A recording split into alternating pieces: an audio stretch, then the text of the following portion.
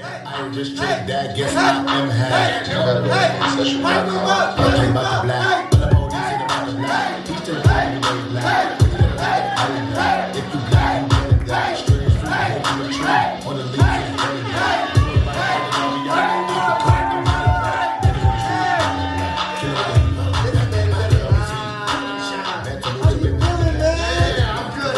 I'm cool, man. Can we please give a round of applause for 3 years of Avery Cowboy? Because I'm loud enough for me, it's gonna be a long night if y'all don't get louder. Can I get a round of applause for 3 years of Avery Cowboy? Listen, man. Don't even say nothing yet. Don't even say nothing. I got you, okay? I got you. This man. Hey, listen, this is why I'm here, because I got to big up him, man. Listen, first and foremost, thank everybody for pulling up tonight. Y'all look good. Y'all look happy. Y'all look excited. We got a dope show for y'all, but we first got to give homie his flowers, and we're going to end tonight giving homie his flowers, too. So I hope y'all okay with giving homie his flowers. Yeah. What I'm going to say, and I'm going to mention stuff like this all throughout the night, okay? Keith single-handedly brings in some of the dopest poets in the area every single month. Like every single month. I mean, and we be coming up here and he be having the recordings, he be doing it virtually, he be doing it in person, and it's like you can't really be mad at somebody who's making space for artists to do what they love to do. Yeah? So another round of applause for Avery Cow doing it for 3 years running, yeah? What do you have to say to the people, King? I don't know how I top that. This is why I bring Avery in for this occasion. It is an honor to do this event here. I'm so excited. There's so many amazing voices in this community, in Akron and Cleveland and in Detroit and beyond.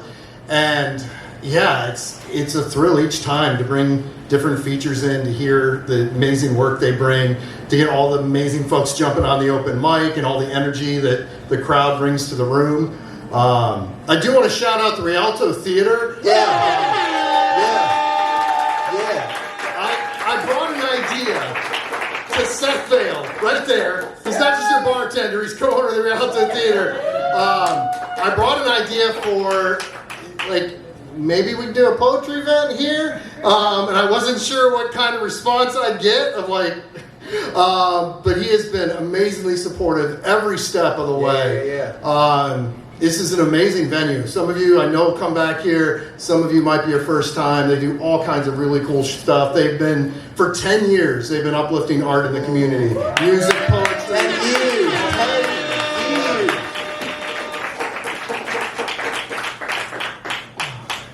Keith, get off the stage, man. You got this.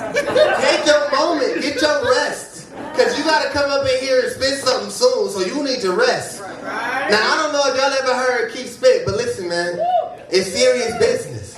So I don't want the excuse that Avery was a bad host and had me up here talking the whole time while I was trying to prepare my poetry. Nah, take your beat, right? Now, listen, y'all. This is a poetry event, okay? What do we do at poetry events?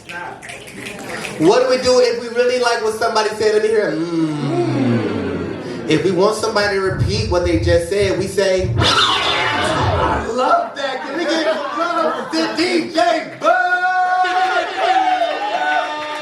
Hey, he be having me up here turn. I'm not going to hold y'all. Now listen, here's the thing. In poetry, we gotta talk back to each other, okay? So I'm about to try something new. I made this up while I was like, you know what I'm saying, getting ready this morning. I had to go to work. Anybody had to work their 9 to 5 today? Yeah. That's low-key boof. I ain't gonna hold y'all. But you know what? I'm gonna let it slide. All right. So listen, here's what I'm gonna say before I bring up the poet, okay? And then y'all gotta repeat, well, not repeat necessarily, but say the response to what I say, which I'm gonna teach y'all right now. That cool? Y'all not like, listen, it's gonna be a long night if they don't wake up. They don't know yet? Keith, it's gonna be a long night if they don't wake up. I'm gonna be here the whole time waking them up. If that's cool, say cool. If that's cool, say cool. If that's real cool, say real cool. Real cool. Now listen, here's what I'm gonna say before I bring up the poet. I'm gonna say, somebody got something to say, and then y'all gonna say, well, somebody better say something then. I know you like that, don't you? I thought about that in the mirror this morning. Everybody say, yeah. All right, y'all ready? Listen, so the poll we got coming up to the mic right now, I'm going to tell y'all right now, I'm not familiar with Shorty's Gangster, but I know that if she in this lineup, then she got to be cold. You see what I'm saying? So when I come back and I recognize that Shorty a gangster like I think Shorty is, then y'all got to be like, yeah, Abe, you told yourself.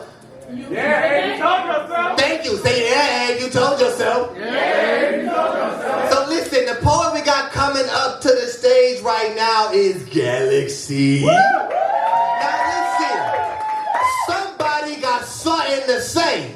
Well, somebody better say something. Y'all know about that wasn't good enough for me, and that wasn't good enough for Galaxy.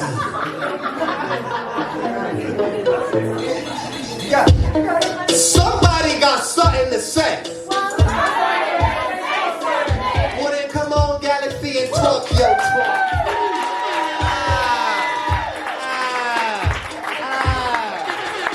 What up, Avery? How y'all doing today? You said somebody got something to say. Yeah, my name is Galaxy. I got a couple things to say. First thing I want to say is I came all the way here from Detroit. So as one of the only poets here from Detroit, I gotta represent a little bit, okay? And also, this is a fire lineup, and they had me going first. So what that mean? I mean, I gotta talk. Okay, so listen though, I got a question for y'all. So before I get started, like, if I say the word period, would that make y'all feel uncomfortable? No. Okay, what about the word vagina? No. Cool. See, voice out. Okay, I had to ask that because, you know, growing up as a woman, I was taught that words like these were only to be used behind closed doors, but now that I'm older, I wonder, why I can't talk about vagina when everybody wants some? They want to get a piece, fill a piece, sometimes steal a piece, but when I speak my piece, they tell me that I'm out of order and I need to wash my mouth out with water. I always blame men. I don't know if it's the men in the word administration that always makes me mad during that time of the month, or when these dudes act like they don't know what's up. Like, why would you name it that? As if the lining in my vagina needed another man to tell her what to do. Honestly, we make sure that these men are straight, but when we ministrate, they act like it's something they just can't take. And then I start to think, see, when I'm in that stall, my hand against the wall and I'm trying not to fall, when my stomach is in pain and I'm still trying to win the quiet game, when it's just me against the rapper. It ain't no men up in that bathroom. We pretend like the bomb in Gilead is about to go off with every rip or tear. If there's a bulge in my pocket, people are gonna know it's a tampon in there. If I get up and leave this stage to the back, go to the bathroom, people are gonna stare. And I wonder, how do we get here? The way I see it, our period is supposed to be our claim to fame. The thing that separates women from little girls. The proof is in the pudding, and mine just got a little bit sweeter. They congratulate you on your first one. They tell you to play hide and seek every month after you reach that peak. I will never understand how a period can be the end of a sentence but the beginning of womanhood. My womb, strong enough to withstand the pain of 50,000 knives stabbing me until I scream bloody murder, yet delicate enough to nurture a single cell into a human being. We, our oceans, our baby, our vessels, our period just turns us into creators. We are life makers because a man could never. Withstand the pain of feeling like you're breaking every bone in your body just to have his baby, or feeling like you got the stomach flu every month not to have his baby. To see a man fall with one flick to the balls lets me know that you will never be stronger than my walls, because even when they come tumbling down, I still wear my smile around. So now I wear my period like a badge of honor. The blood just reminds me that I am a warrior. My vagina has birthed 2 kids, all natural, no medicine, just like my ancestors. So I would never let anyone shame me for my claim to fame, because I am a life maker. I am a creator made in God's image, and me having a favorite. Period.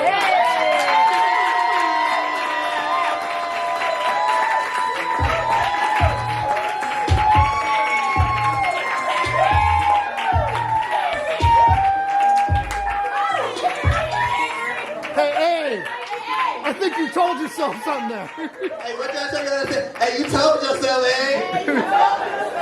Come on, Galaxy. Give Galaxy a round of applause.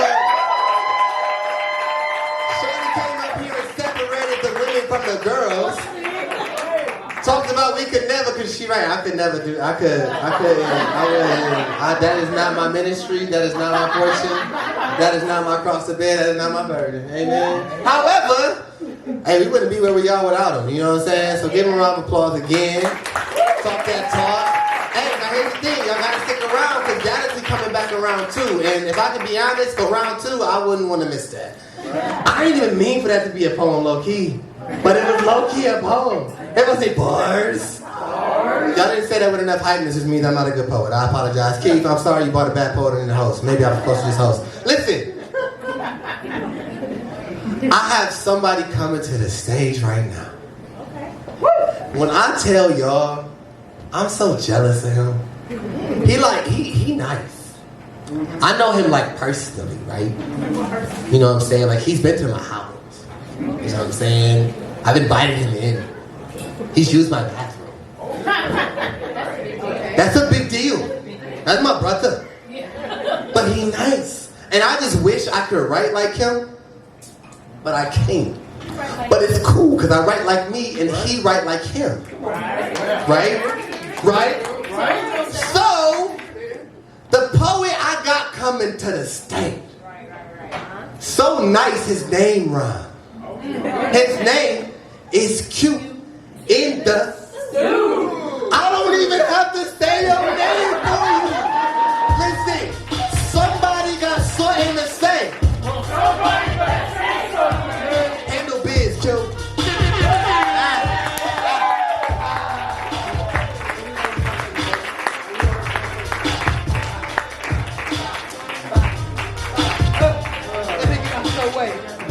Hey everyone. Hey. That was like the coolest shit that has ever happened to me. That was so cool. Y'all heard what Abe said earlier, if you're cool, say cool. You guys heard that? Yeah. You guys know Just Cuz? Oh yeah. He does that shit all the time, right? If you're cool, say cool. So I tried to rip that off. And this is what I came up with, right? I'm just like, I'm like feeding off of the high from what that Avery just did. So can you guys cooperate with me real quick? Yeah. No. If you in the stew, say stew. If you in the stew, say stew. It is crazy because it worked. I didn't think it was going to work. Crazy, bro. Thank you guys so much. Shout out to Angry Cow, Keith. I love you, man. There's so much to say, but you guys are here to watch me do poetry, so that's what I'm gonna do instead. We're so excited. This is a lot of one word and a lot of other words. And I just want to warn you guys, like, is it cool if I talk some shit real quick? Okay. All right. Because it's like, the world is crazy right now, right? And like, I wrote this out of frustration. That's fair. Mm-hmm. You know what? Fuck all this shit. Fuck this smoothie. Fuck every movie title I've scrolled past. Fuck your class and your tax bracket. Fuck having a fuck to give. Fuck trying. Fuck taking a stab at it. Fuck trying again. Fuck being bad at it. I'm mad at the world, but fuck a reason to be mad at it. Fuck blue ribbons. Fuck censorship. Fuck every person who was born a little too sensitive. Fuck you and especially the 2 cents you give. Fuck being broke. Fuck my car door cause it's dented in. Fuck the house where my dentist live. I told you, bitch. My teeth are a little sensitive, so I'm not gonna sugarcoat shit. That jacket's kinda fly, but the shoes fucked up the whole fit. You shouldn't have left the house like that, and whoever let you is a whole bitch. Fuck a gold brick and every piece of paper that bears its worth. Fuck minimum wage. Fuck pretending to care at work. Fuck going to church. I won't say fuck you know who, but fuck everyone wearing his merch. Now, take that how you will. And still, fuck every person walking on earth. And if that line made you mad, just wait till we get to the end of the verse. And when we get there, don't put it in rewind, but put it it in reverse and tell me what you hear. It's still fuck everything and everyone, but in reverse. Matter of fact, let's make it worse. Fuck every parent who taught their kids how to curse. Fuck them kids, and fuck it if their feelings are hurt. I'm mad today, and this is the only method that works. If I couldn't get this off, they'd probably put my face on a shirt, but this is my space now, and I can say whatever the fuck I want. I can say fuck Joe Biden. I can roll up Obama runs. If I could, I'd smoke every dead president and call all their moms a cunt. JFK should have ducked. I'm glad Bill Clinton fucked. Fuck Hillary and them emails, and goddamn it, fuck Donald Trump. And this part right here, I want to make sure I say this with my chest. If you voted for him, fuck you, and you deserve whatever happens next. Fuck Elon, fuck Tesla, fuck Facebook, fuck Meta, fuck YouTube, Rockefeller, fuck blue cheese, and fuck feta. Fuck every goddamn thing till my dick falls off. Fuck the world bent over with her legs crisscrossed. I want to fuck the neighbor's wife and let his pets get lost. Okay, I'm done. I just want to start this off pissed off. Thank y'all.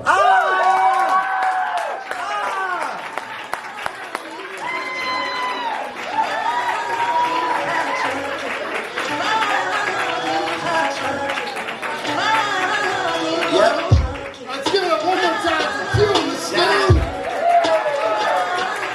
How y'all feeling? We are just 2 poets in, y'all.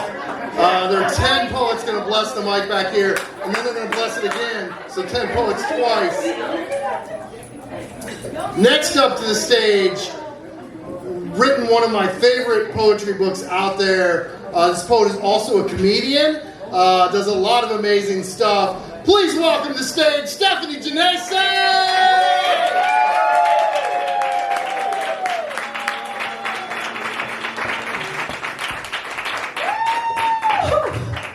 I ran all the way here from Cleveland. I would do that for Keith. Shout out Keith, shout out Angry Cow. You know, Northeast Ohio literary scene. Shout out Kisha Nicole Foster in the building. Just cause. I don't memorize my poems because I have ADD. But y'all are good. Y'all are real good performers, let me tell you. I'm gonna just read this off my phone and get off the stage. Talk your shit. This poem starts with a quote. It's called La Colonia. There began to be a heavy discrimination of Puerto Ricans in Lorraine, especially in housing. There would be signs posted on apartment buildings reading, "No Puerto Ricans, no pets." Puerto Ricans soon moved into housing in South Lorraine designated by the Sheffield Land Company as foreign housing. However, the housing in this area soon turned into slums. And that's from the Lorraine Historical Society. Vine Avenue was first known as Puerto Rican Boulevard. We all got here by the bootstraps. Operation Bootstrap, an illustrious, industrious term. Means robbery. Means we rename parts of this hood to remind us of another hood.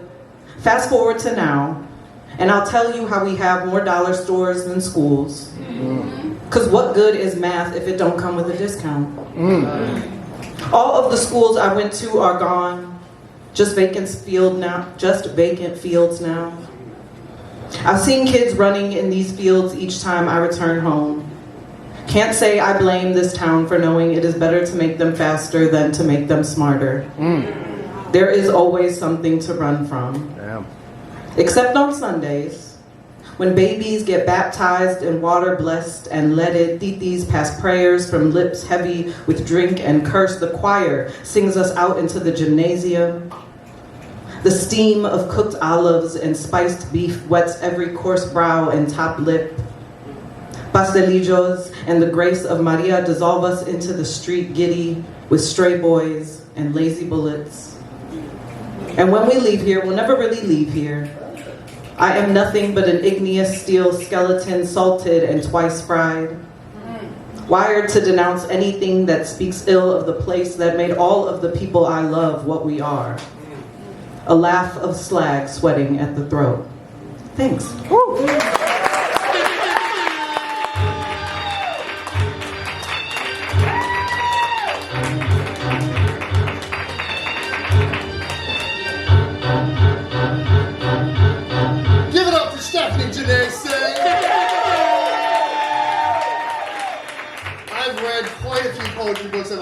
friends with poetry books. There are a lot of great poetry books out in this area. You should support our artists. There's at least one on the merch table over here. Others might have books in the room. And I would tell you, Stephanie Ginese's Undue Dogs is like one of my top 3 poetry books ever.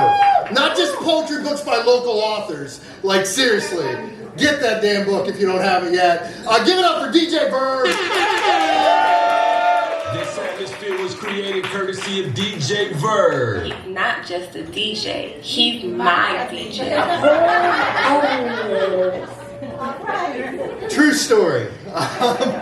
Verb's been out here for the last celebration, for this celebration. We had a big event in May. Verb's been with me for that. I'll shout out one of the things I love about Verb, not only what you hear from Verb, which is amazing, Verb is present. I mean, I've seen DJs at poetry events that are there to do their thing.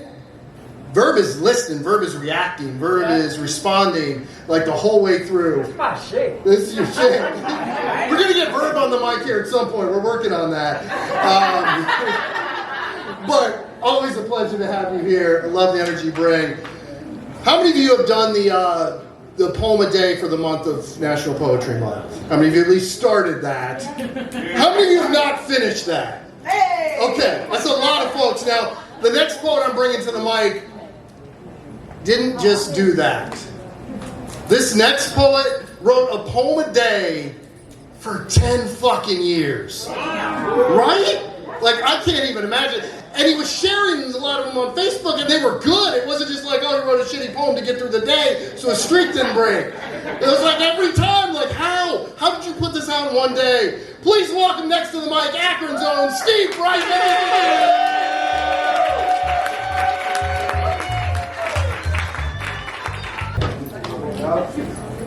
Daughters and sons, the voice of your mother was the first voice you knew. Summer turning into fall is a beta version of your bones decaying, dressed for the occasion. Leaves are shiny on one side, and the other side is built for thirst. Tomorrow may be the last full day without another headstone in your life. Take full advantage of easy breathing and your soft, comfortable middle absent any hunger pains.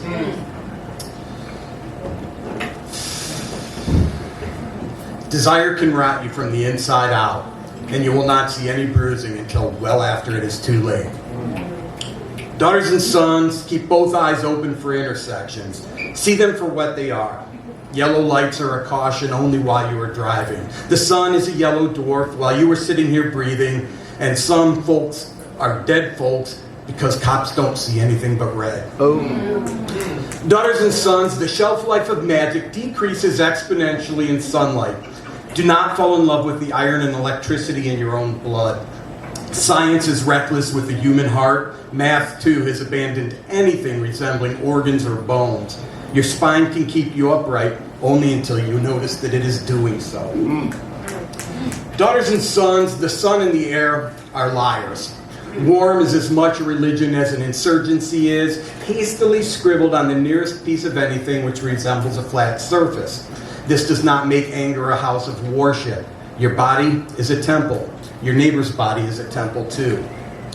Daughters and sons, say your hellos, goodbyes to each other. Remind yourselves that the desert is a desert for a reason. There's no need to walk through it just because it is there. Remind yourselves that the ocean is an ocean for a reason. Don't expect your friends to meet you every time you come up for air. Some days you have to swim for your lives, and it's hard damn work remembering which body of blue is sky and which is water. Daughters and sons, don't confuse your medicine with your healing. Your skin doesn't have to be a small cacophony of demons. Expose yourself to natural light, and remember that the mythology behind everything probably came from the voice of a man who was angry at the gods because his power was not as vast as he had hoped. Daughters and sons, do not be a friend to the dollar sign. Do not either make it an enemy. Know that it can be both a bludgeon and a scalpel depending only upon who it is that's doing the wielding. Ouch. Remember every maiden name on your mother's side. Remember how your father died. Daughters and sons, civilized life has made progress. We no longer believe that we lose fundamental pieces of our wretched souls simply from having our photograph taken. We are now owned by phones, which unlock upon our eagish, garish faces Yours has never been a world without electronics, without GPS, without camera lenses pointing at you and from you. Having never not known this captivity, excavation is great but necessary. You are the only ones who can dig yourselves out from underneath bones you will never know. Daughters and sons, regardless of your religion, sin at its core is an overwhelming failure to love the closest human to you. The closest skin to you is not the only skin in the game. Love the next one too, and the one after that. Daughters and sons, there are few things in the world more troubling than extended silences. You should not let yourself become one. Your heart is as big as you need it to be. Remember how your skin zippers against the skin of your lover, closes dark space between you, turns it into almost light. Daughters and sons, cloud circles of crows will appear without notice, sometimes show an applicable degree of awe. Even though the black mass will never know who you are, the face of God is not white and never will be kaleidoscope or cotton beard. Daughters and sons, glass can be as sharp as a knife, but it was sand or stone once. Once upon a time is no way to be 25 one day and 50 the next. The year 2000 is a quarter century rear-viewed already. Ocean is never once in that time stopped pulverizing the jagged shore.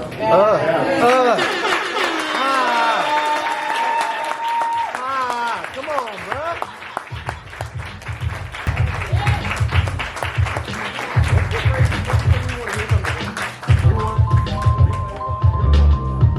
Give it up one more time for Steve. Told you, some amazing folks coming up. This is actually a perfect time with the next poet coming to the mic to talk about how this event started 3 years ago. So Steve and his wife Teresa, both amazing poets here, they hosted an event, an open mic event in Akron that I went to. A lot of why I started writing more than what I, just an occasional piece here and there, was going to their event and hearing other people and getting excited, but coming out to events. I think for a lot of us, hearing other people kind of inspires you to keep going and makes you want to write more. And so they hosted an event for a number of years. COVID shut everything down, of course. And we were talking after that. It was in their house, we were chatting, and we were talking about how, they've not read in a long time, COVID. And they weren't up for hosting an event. And I had just talked to Seth Vale through Altai, how they'd open that space up front. And like in my head is matching these things of like, well, wait a minute, let me go talk to Seth because I got an idea now. So I started this event. Steve and Teresa were the second features, but the very first feature at this event 3 years ago is the next poet to the mic. I've been to your house too. Hey. I've used Danielle's bathroom as well. Please welcome to the mic, Danielle, Nicole, Nikki, Dixon.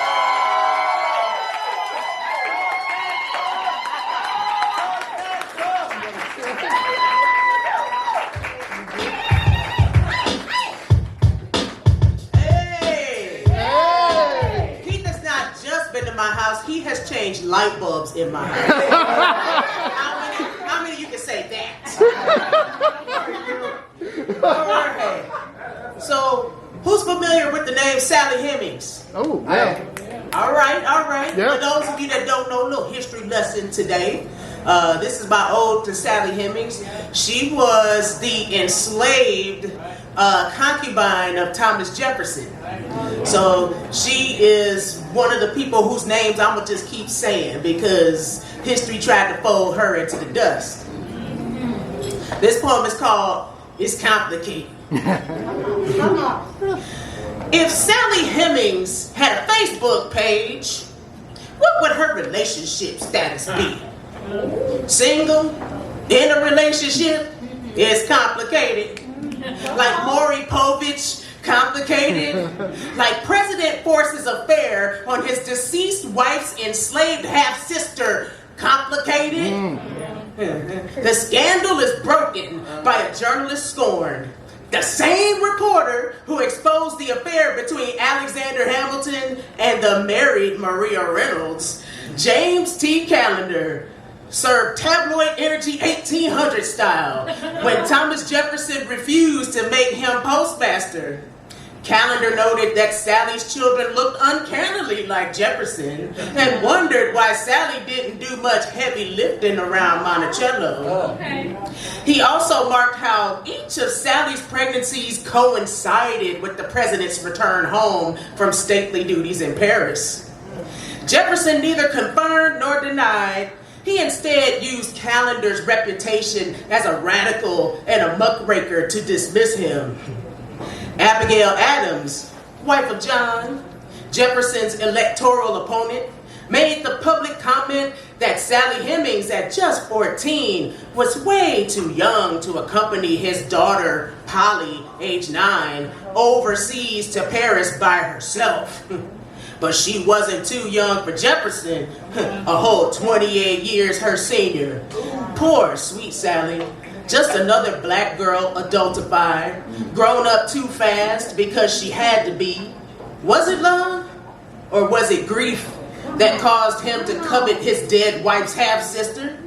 Did she look like Martha? With her fair skin, with her long hair? Did she have Martha's mannerisms? Was it infatuation? Or was it a predatory enactment of power over someone who legally could not say no? Right. Yes. Was it love that compelled Sally to return with Jefferson to Virginia after living free in France? Was it Stockholm Syndrome? Was it survivor's guilt? It's complicated. Could an enslaved girl dare to dream of love? Was this the closest she would ever get?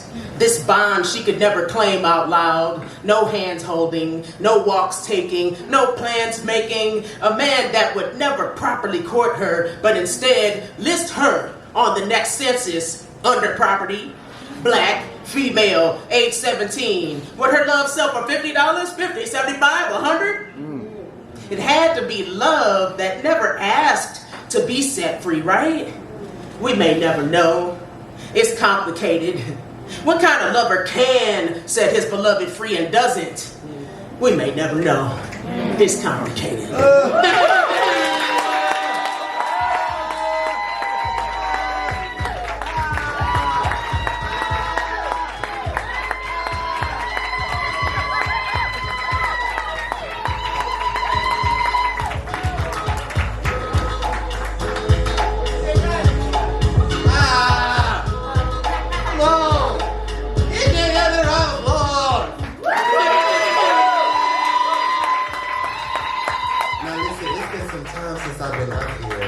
So I feel like y'all don't really know we had a poetry event. What? Hey, Verb, I'm gonna be upset if they don't learn. Sorry, I wasn't meant to see that. I apologize for what happened back there. And if y'all like what y'all hear, can I please hear a? Can I please hear a? We gotta hear that when we up here. Y'all over here just watching. This ain't no movie. Cause y'all be at home talking to y'all TVs too. I know y'all do. A lot of y'all black, so y'all be talking to the horror movies too. Like, don't go in that room. Like, so don't even sit here and act like y'all don't know how to talk back to people that not really talking to you. We talking to you. So what you gotta do? Talk. You think they got it? You better, cause this next person coming up to the stage. Oh. This next poet coming up to the stage. Okay. I'm not gonna lie, he legit. And not only is he legit, he's been legit for at least 3 years. And probably a ton more. Who is it? Well, you know what, I'm just so happy you asked. Because here's the thing, to my understanding, somebody's celebrating 3 years today. And to my understanding, he's the reason y'all here today. So all I'm gonna say is, somebody got something to say. Handle your business, kid.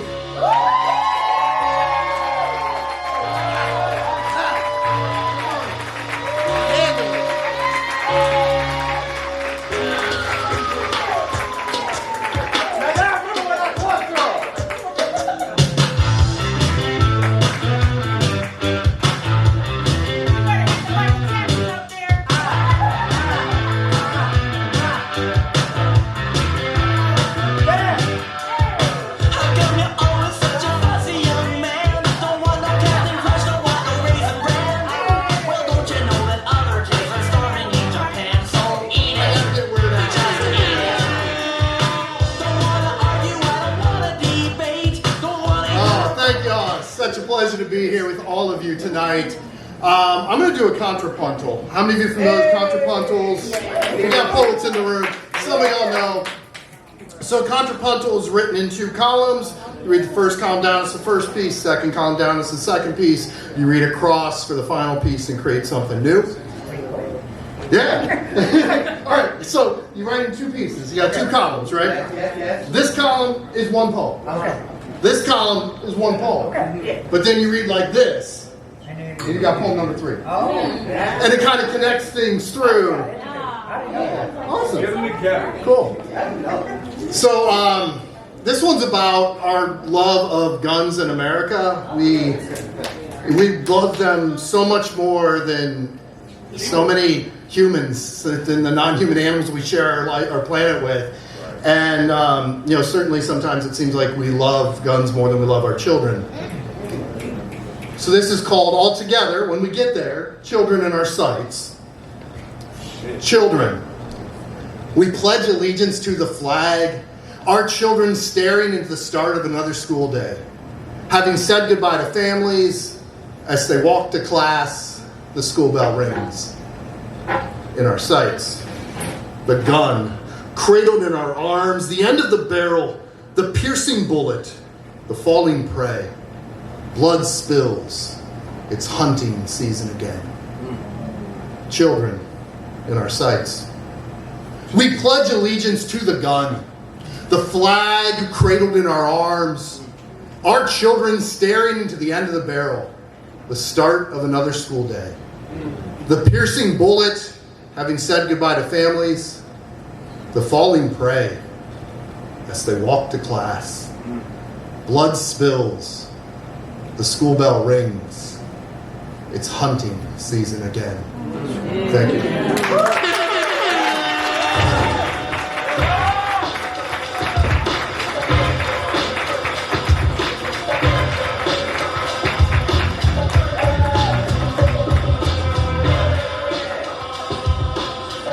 Now y'all know I'm gonna say something goofy, right? So how do you do a page poem as a performance poem and it makes sense both ways? Like I understood it, like I got it, and it's like your tone was the other side of the page, and then your tone was the whole page. Somebody say he nice like that. Y'all gotta say it like y'all mean it though. He nice like that. Now everybody say it kind of like a secret, like you don't want to tell somebody because you kind of want to gatekeep him. Hey, he nice like that. All right, listen up. Now because y'all whispered, I gotta bring somebody else to the stage who don't be whispering, okay? His name is literally the loudest thing that somebody can say when they're excited. His name is literally the loudest thing that someone can say when they're excited, okay? So I'm gonna do a special introduction for this one because of the fact that his name is the most, what did I say? What did I say? How did I explain it? You know how poets don't even know how to explain stuff? And we can't memorize it that bad? What did I say? The loudest? It's the loudest thing you can say. His name is the loudest thing you can say when you're excited. So repeat after me. Well, actually, you got to do one to my ball bird. Everybody say bad host. Somebody got something to say. Somebody got to say something. Everybody repeat after me. Jeronimo!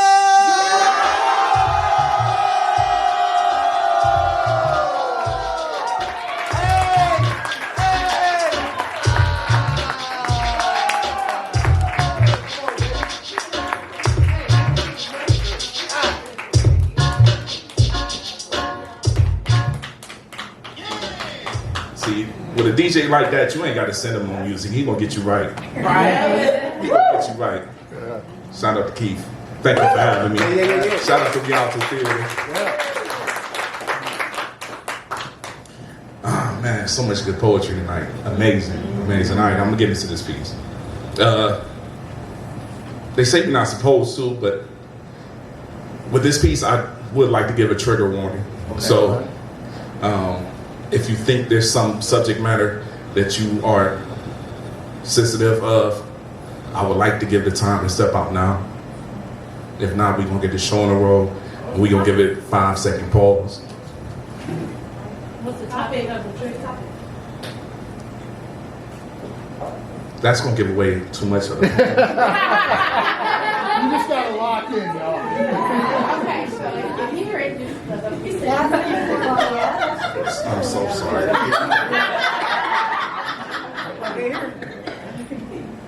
All right. Nobody left, so we on this ride. Hold on, bro.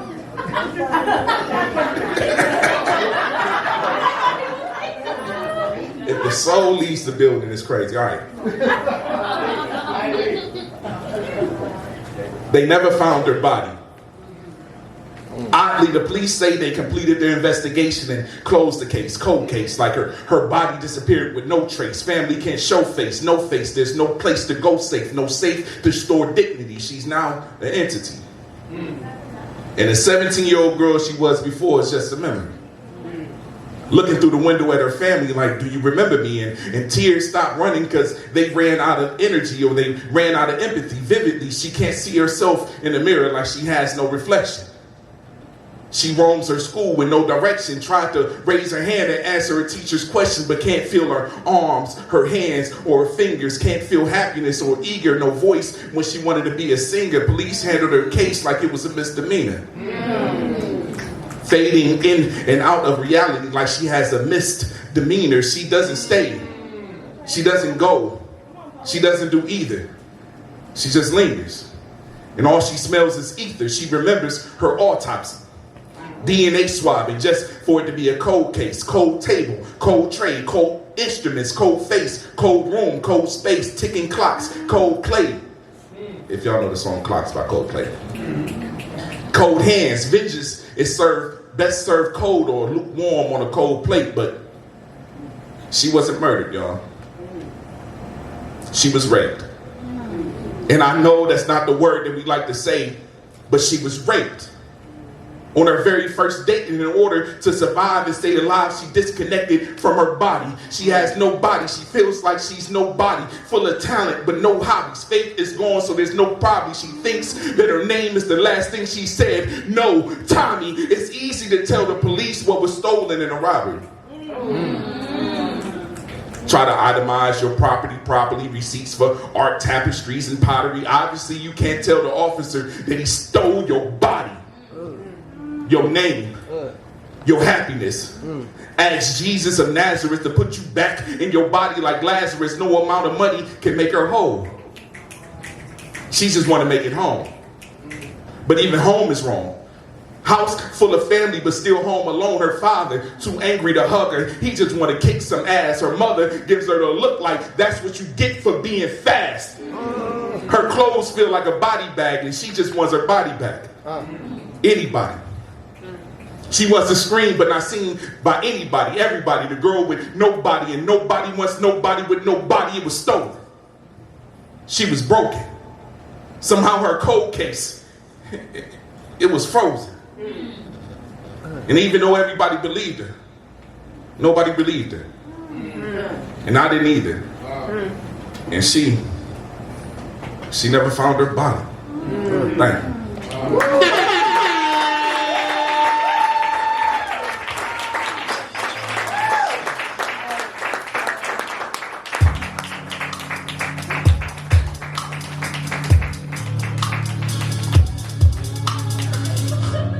Again for Jeronimo!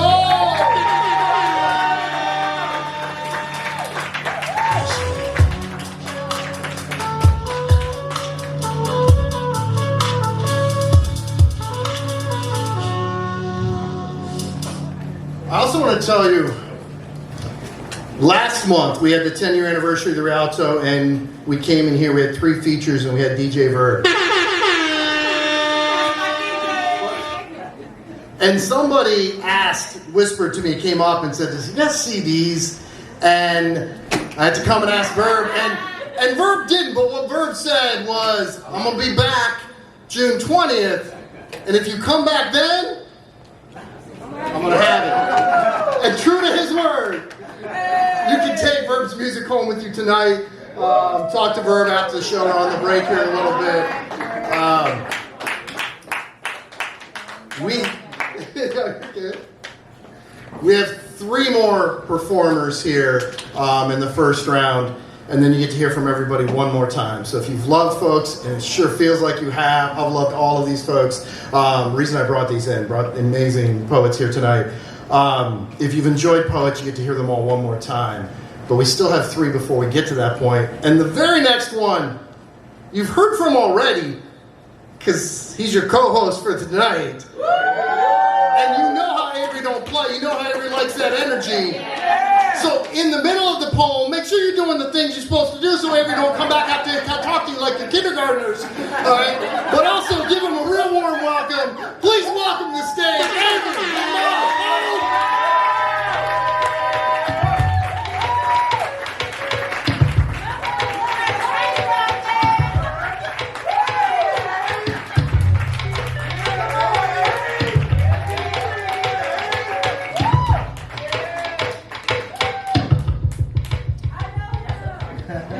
Yes, this is, and he's hard. He's nice like that. He's hard. Hey, he be saying words, y'all.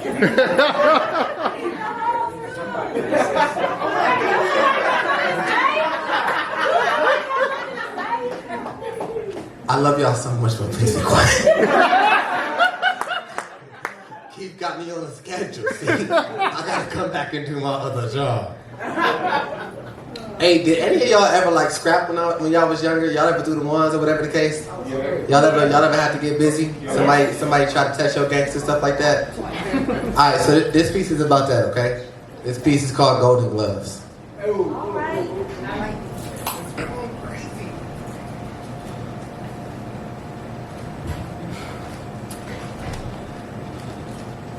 Now that I think about it, I don't believe any of my childhood foes whose faces gaped and claimed that their hands were registered when it was time to run a fade were ever telling the truth. You know, I don't believe any of their hands were registered. The state never classified the fingernailed edges of their extremities as weapons. As a matter of fact, I Googled it. And apparently only Guam, an island itself, has any edict closely related to hands being registered as weapons. Yes, you heard me correctly, Guam. The physical island is also a metaphorical island on matters of hands being registered as weapons. There was never a Golden Gloves championship bout. Dijon mustard-colored construction paper was about as close to Golden Gloves as these young brothers was going to get. And the only championship they ever had was because they used to lay on the floor of the second floor bathroom of Garrity Elementary with their shirts up, and they flexed really hard, and they held their breath, and they looked over the bridges of their noses and their upper lips to show 2 other kids who were also skipping class that they had the best abs. When in actuality, all they really had was the least amount of fat because they was 9. And even though their diet consisted of hot Cheetos and strawberry milk from school lunches, they ran everywhere and they sweat all the time. And again, they were 9. I think it was all a mask. A conversational ruse, a presentation to prevent an altercation that any 9-year-old is ill prepared for today. We consider ourselves too old for the possibility, but when you're 9, we're all afraid of getting punched in the face. So we lied. They lied. A fabrication here, a fib there, and a crisis is averted. The stitches are left on the suture spool, and we leave school uninjured. I get it. I never made the braggadocious boxing claims, but I get it. I too flattened my back against the cold restroom floor and flexed and held and looked and proved and thought I made my point. And while I was never champion, I was frequently cognizant. A different kind of title. A shinier medal. You see, when I was a boy, I believe I knew I was a boy and could only ever be as strong as another boy could be, and somehow, some way, that kept me honest.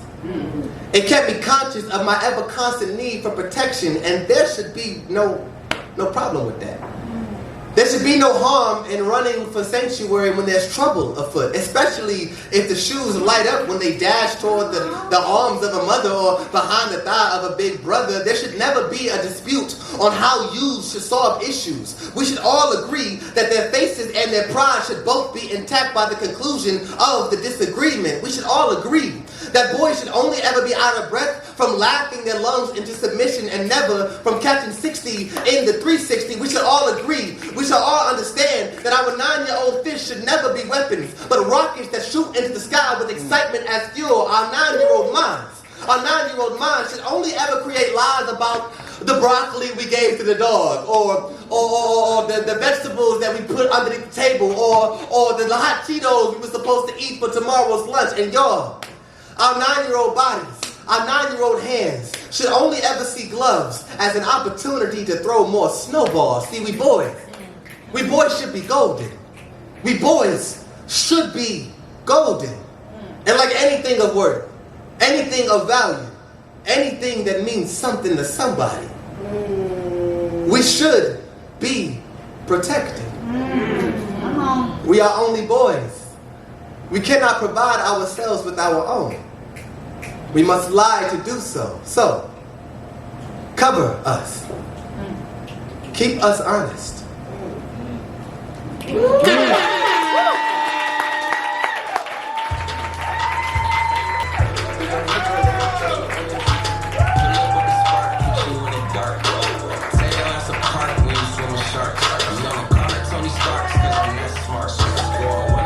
One more time for Avery, LaMar.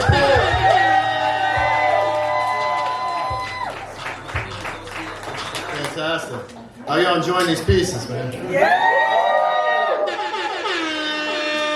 have 2 left, and I do want to tell you something because I'm probably have Avery introduce the last poet. Now, life be lifing out there. There are 2 poets out there that were supposed to be with us tonight, weren't able to make it. Sometimes there's just things you can't do. Ephraim Nehemiah was coming in from Baltimore, y'all, but transportation fell through, and it just didn't work. So we can't have Ephraim here tonight. And then, what's that? Am I next? Are you next? You are. Right. You ready? Yeah. Give me a second. I'm gonna call you up. And then Mixed Rose is sick tonight and can't join us. And they're both amazing, and it's sad not to have them. But we brought in an extra poet since we were down 2, and this poet's fire as well. Yeah. That poet's on deck. Okay. But stay in mind, we got somebody not on the poster that's gonna come up here and feature tonight. Very next poet we have is someone who's been in this game for a long time, started in slam, teaches poetry, does all kinds of really cool stuff. Please welcome to the mic, Kisha Nicole Foster!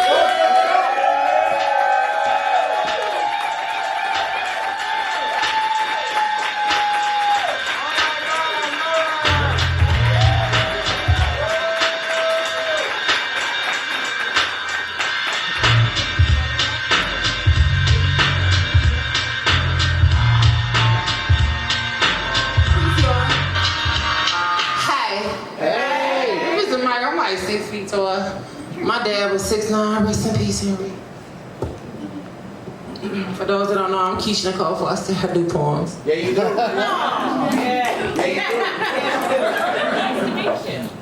Nice to meet y'all. This is a real transformative part of my life right now. I'm 45. I'm going through some things. This is my 26th year doing poems. I started this at 19. Teresa knows, Steve, no. We was out there. And there's so many poetry spots that's not here that we frequented, right?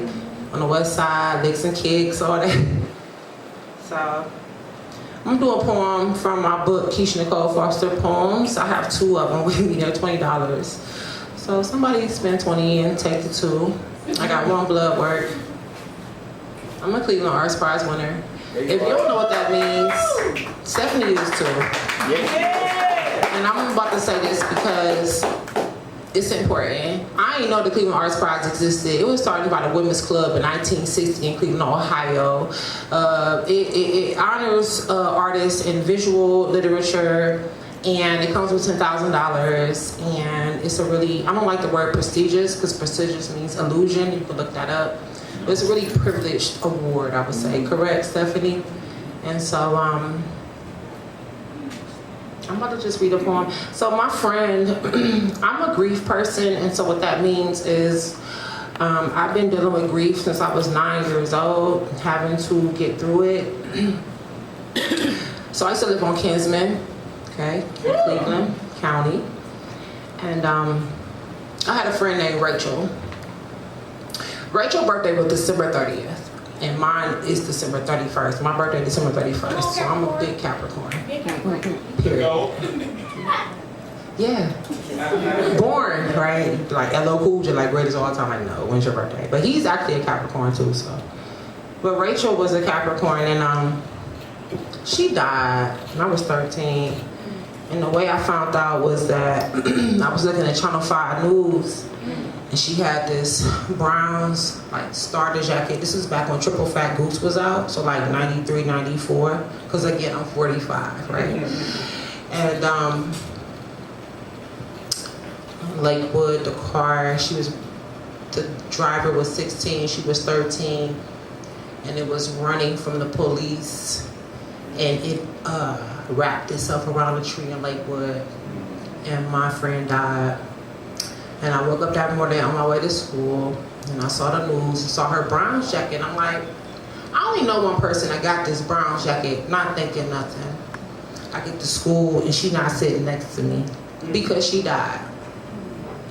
I used to know this poem by heart, but I can't get it out. I haven't read this poem in years, so I'm gonna read it, because I can.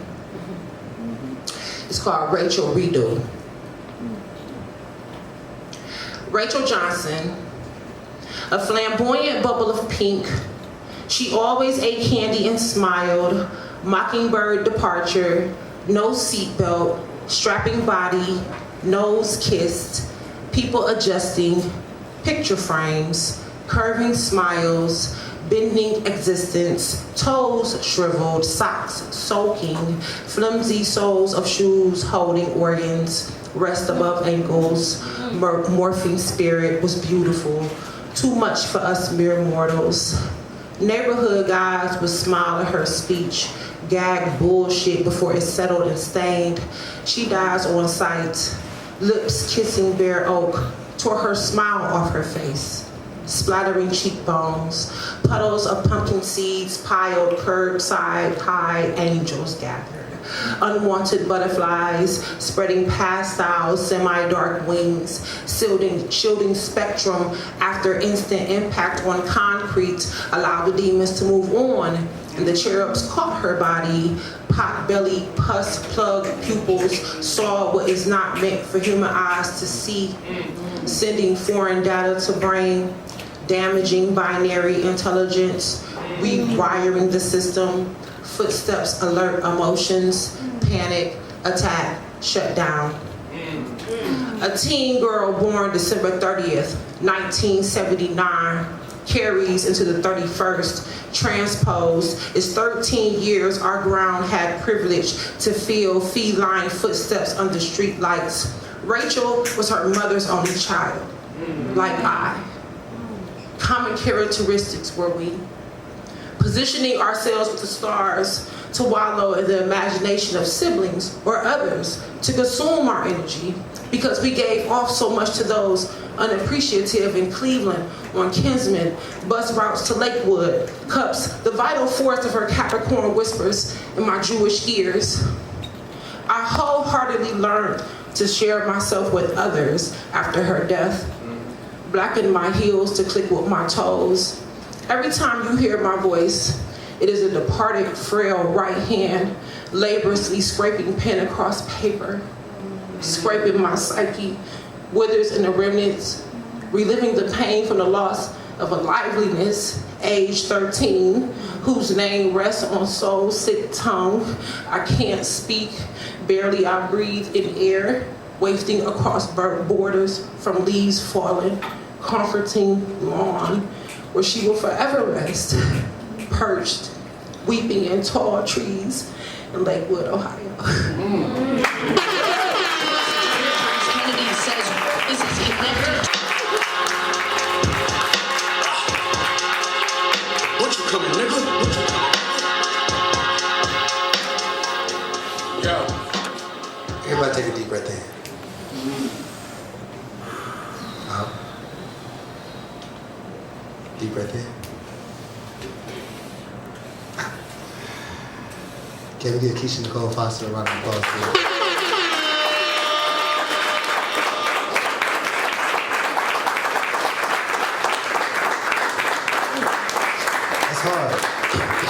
That's hard. That's hard. That's really hard. You know, there are some poems that I will not do because of who they are about. So I tip my hat to you, Kisha, Nicole, Foster. That's a hard piece. That's a difficult story to tell. Another round of applause.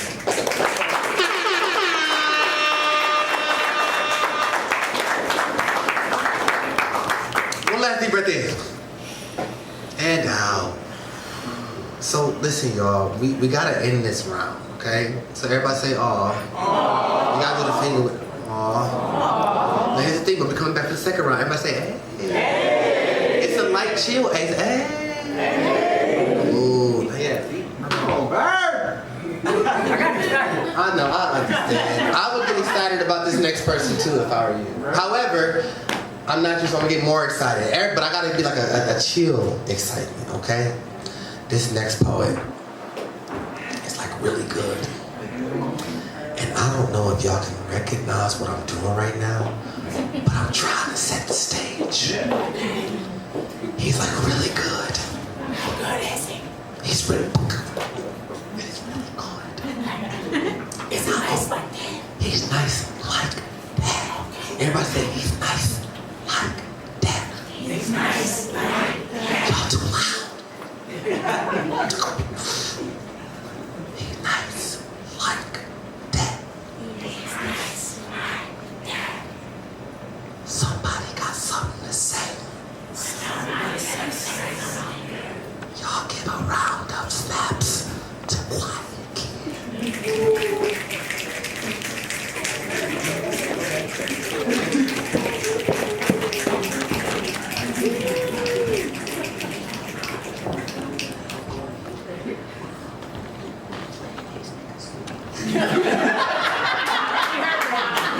That was so loud.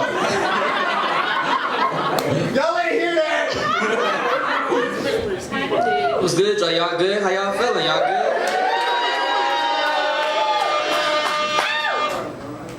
Okay. Good morning. Good morning. See, you know, real ones know what I'm saying, you know? Yeah. I know him. Alright.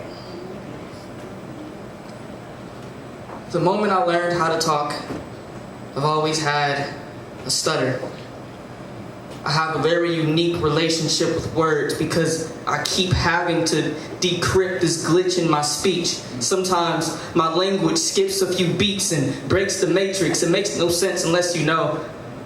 But people tell me I talk too fast, showing ignorance. I know more about my flaws than everyone. You gotta listen in because talking was always a bit harder. All words are worlds to me. I might struggle saying a sentence if I haven't fully explored every single syllable.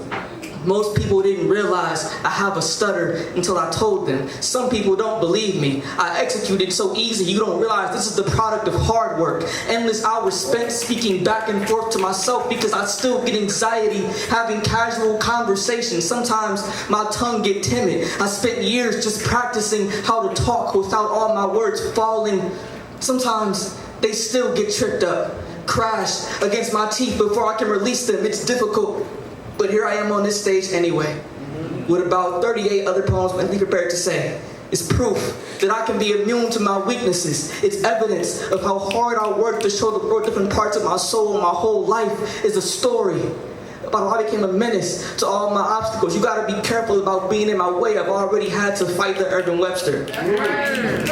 I went to war with my own taste of my potential endless, like run-on sentences for all the time sentences ran up on me. My speech has become hostile. I've had to teach words to work for me, convince my verbiage to view me as a home instead of a prison cell, taught others to listen to what I don't say, but the defect in my dialect doesn't actually keep me quiet. Most times, I still manage to talk my shit anyway. The audacity of me to grow up going the extra mile just to be heard. The irony of how words are a bit tougher for me to chew, but I still would rather bite my tongue talking than shut the fuck up. My stutter ain't as stubborn as me. listens closely enough, everything will be understood perfectly. Anyway, perfect words.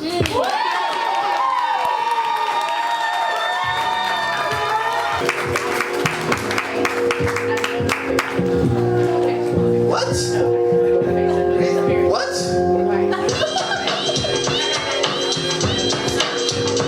You know,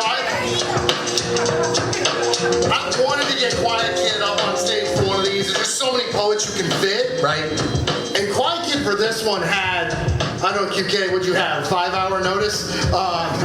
It wasn't much, but he's always ready to go. No, you don't understand. No, he actually, yeah, in a creepy way. And those who know, he's actually always ready. No, always. Even in the middle of a poem. And those who know, he's always ready. And it's scary. That's all I'm gonna say on it. If you don't know, you don't know. But if you know, it's gonna sneak in, and you're not even gonna notice it. I'm trying to tell you. Y'all don't listen to me. They've been quiet this whole doggone show. That's how I know y'all be listening to me. What y'all supposed to do if y'all like something? And during the poem, you give up. I ain't heard it yet. No. And people been quiet this whole time. And listen, I don't know. Y'all gonna have to make me a believer. I don't know. Y'all gonna have to make me a believer. You know, I'm not a believer. Y'all got another round though, right? We got another round. Hey, let's give it up one more time for QuietKid. Before we break, I want to shout out a couple more folks. One, sometimes people just lift the energy just by being in the room, and there's so many of those here. But Khalil, I haven't seen you yet, and I've heard you all night. I love how the energy you just bring any room you come in. There are two folks over here I want to shout out. Deanna Thompson, you heard up front on the mic. But also one of the best photographers in Ohio is taking our shots tonight. Give it up for Deanna. And then down here, Stair is on video, and I will say this, I have a tripod going, because it's always nice, I would have done that. My tripod battery died, and without Ellen, we wouldn't have footage of several of these pieces. Talk about that. Ellen comes out all the time to local art events, to musicians and poets, and takes photos and takes videos, not being asked, not being paid. We're paying her tonight. But like, that's not why she comes out. She's just here to lift art. Give it up for Ellen Stair. So we are coming on break time. A few things you could do. Seth will refill your drinks. Nate's got food around the corner. There's a merch table over here. I know Galaxy has books. I know Kisha has books. Check the other poets too. I'm not sure who all brought books with them. Bird got CDs. Bird's got CDs. We've got Angry Cow t-shirts. I've got the ability to order sweatshirts now. My friend Janine's got one if you want to see what they look like. Tight. So yeah, and get ready because we're coming back up here and hearing everybody again one more time. Go out and talk to somebody and tell them how dope your favorite poet of the night was so far. All right, y'all. Look, Jones. I have something to say to Stephanie. What? You are the best poet.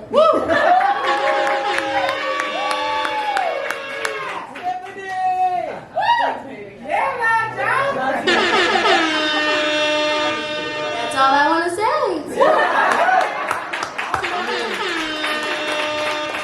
Can't argue with that. Y'all are awesome. Thank you, Love Jones. All right, yo, we got some more poems to do. Are y'all ready? I don't think Avery would have been happy with that energy. Y'all, you can do better than that. Are y'all ready? All right, kicking off round 2. Please welcome back to the mic, Jeronimo!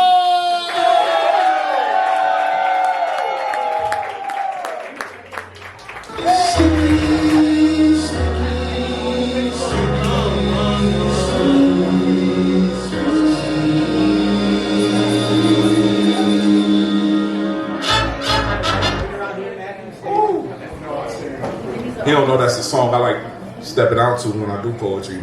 All right. So this is like kismet, right? That's my DJ. Yeah, let me find this poem real quick. I didn't know I was coming up. We about to open this joint up. All right. This poem here is called A Gangster Movie.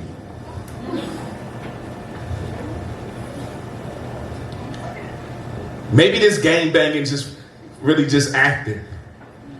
That's why if you active, then you can bet you got to report to set. Or like if you catch a renege in spades, you got to report to set. So if killing is for sport, then this is just as much as sport can get, in hopes you might get a piece of the pie when the proportions are set. We join because sometimes that family is the best you can get, but most of my active soldiers don't even live long enough to become a vet.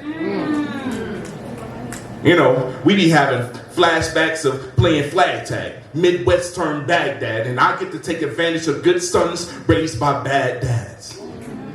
Long live insert name a black boy whose joy is now a hashtag. And coroners collect the ops and trash bags. Black girls don't want a survival, they pass that. They just want to know where the cash at. Encourage us by any means to chase after the cheese and be a lab rat. And black mothers in funeral parlors trying to sitcom without the laugh track. But if she got another son, I'm gonna get him to sell my last pack. Ain't no kumbaya or hold hands, no man is bigger than the program. You won't trip if you read the script. Cause every day is a gangster movie, you really do me. And know we do it for the gram, truly. Oh, when it's lights, cameras, it's definitely action. Cause blow, he's shooting, blow, he's shooting. We turn a movie into a movement.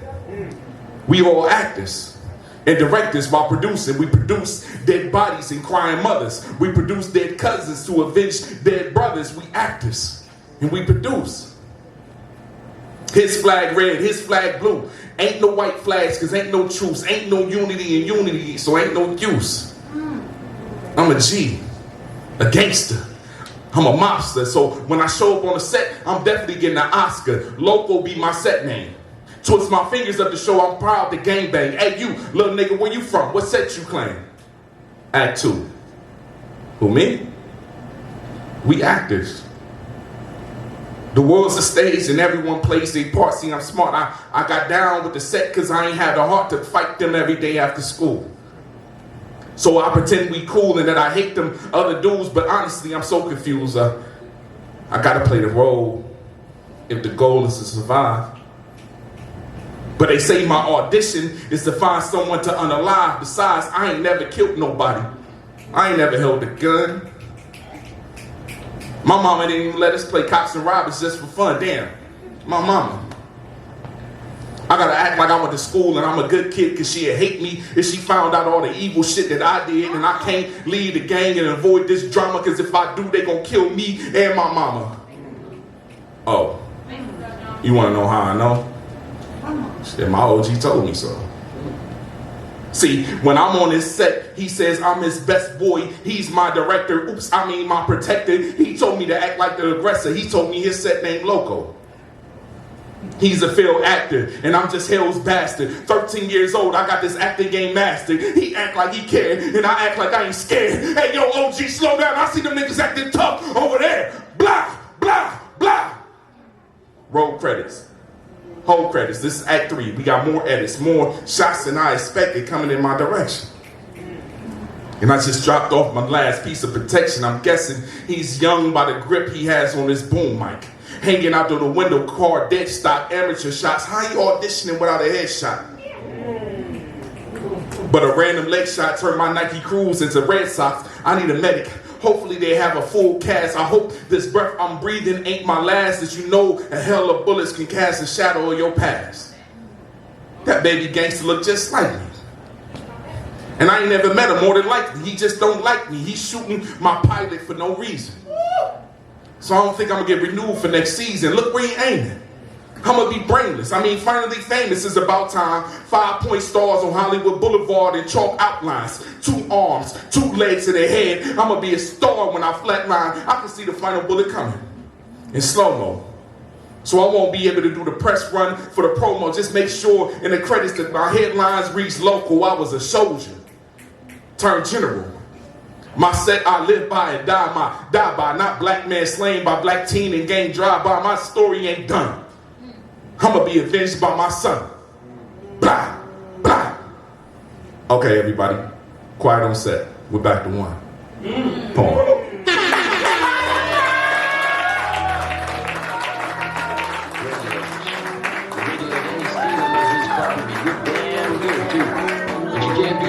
Off the street. I mean, storytelling, wordplay, performance. Give it up for Jeronimo. We got 9 poets left, y'all. We're gonna keep this going. 9 poets. 9 poets. We did this on a Friday this year, so we can hopefully not keep some of y'all out too late. Too many poets. Too many poets? Uh-oh. I'm really excited to hear all 9 of these folks, well 8 of them because I'm one of them and that's a different story.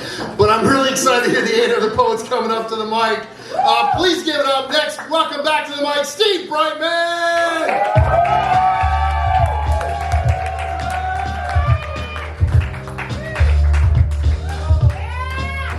Thanks to the Rialto, by the way, for doing everything that you do for Akron. Thanks for being a verb. Thanks for your state of being and all your action.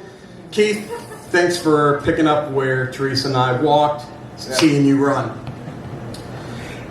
But most of all, get used to the dust while you renovate. A letter to my younger self, who I hope listens to me. This world is not ever going to stop trying to bury you. Your world is not the only world crumbling. Your skeleton and all the organs it protects are betraying you and your forgettable skin. Wind has the luxury of running reckless through the trees because wind knows that it will never be buried in the earth. Wind will never be tethered to this world or the next. Wind will never have to explain numerator or divisor. Wind can't be bothered with helping you figure out the answer to the ugliest riddle the world has to offer. The mathematics of art and the art of mathematics will also be useless in helping you determine the proper length of time for carrying the weight of somebody else's sins. You seem to know your way around a shovel. Keep it that way.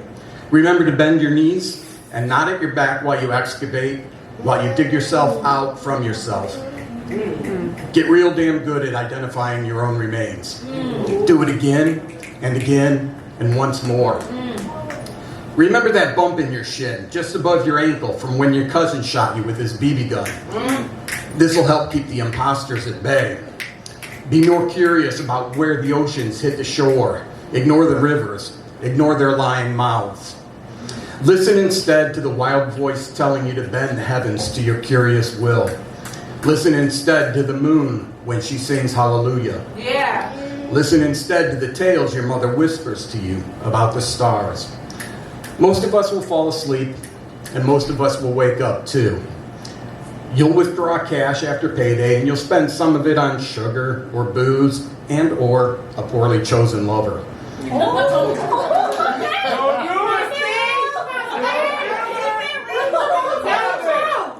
You'll ignore the mirror and the clock until you are frightened by the mirror and the clock. Most of all, remember that someday soon, you will realize that the temperature of purgatory is 98.6 degrees.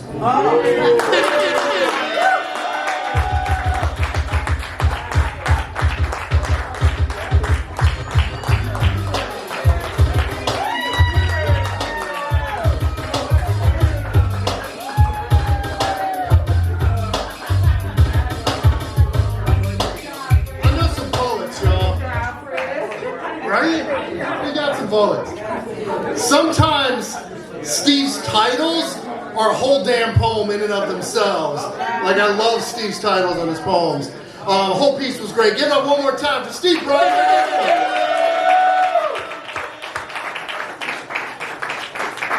Next to the mic, all the way from Detroit, please welcome back Galaxy.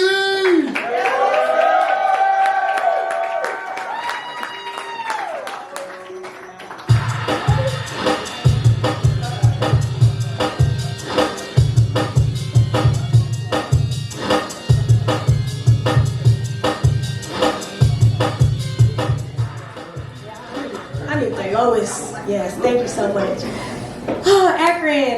good time today. I'm going to take a brief commercial break to do a couple of advertisements. First things first, I have this really cool shirt on, and if you would like to have a shirt just like me, Keith has them available right over here at the merch table. Y'all been seeing a few of the poets coming up on stage. We all like kind of coordinated. You can be like that too. You can be like that too. Okay. Number 2, I would love some support from you all today, and there's 2 ways you can do that. The first one is completely free, and that's on Instagram. If you follow me on Instagram, my name is Galaxy the Poet. I'm about to follow you. Thank you. Look, I had to tell Kisha she about to have me in here crying. I'm like, I can't. I still got to do like a poem. I can't be crying before my turn. But yes, if y'all can follow me on Instagram, it is Galaxy the Poet. Y'all can follow me on YouTube, follow me on Instagram. You know, I would love some support. And then lastly, I have a book. I am an author. This is my first baby, my first book. It is called I Love Myself More. It is only $25. Only $25. Let me tell y'all, I wrote every poem, I illustrated the cover, I did all of these things by myself. Yeah. So I love this. So if y'all want to get with me, I would definitely sign a copy for you, leave it, and you're gonna love it because the book is really good. I'm just saying. Keith hasn't gotten a copy yet, but when you get it, he comes like, I love this book too. I got my copy. It's a great book. Oh wait, yes. I do have a copy. Yes. That's great. Excellent. Highly recommend. Thank you. Okay, we're gonna get into this poem.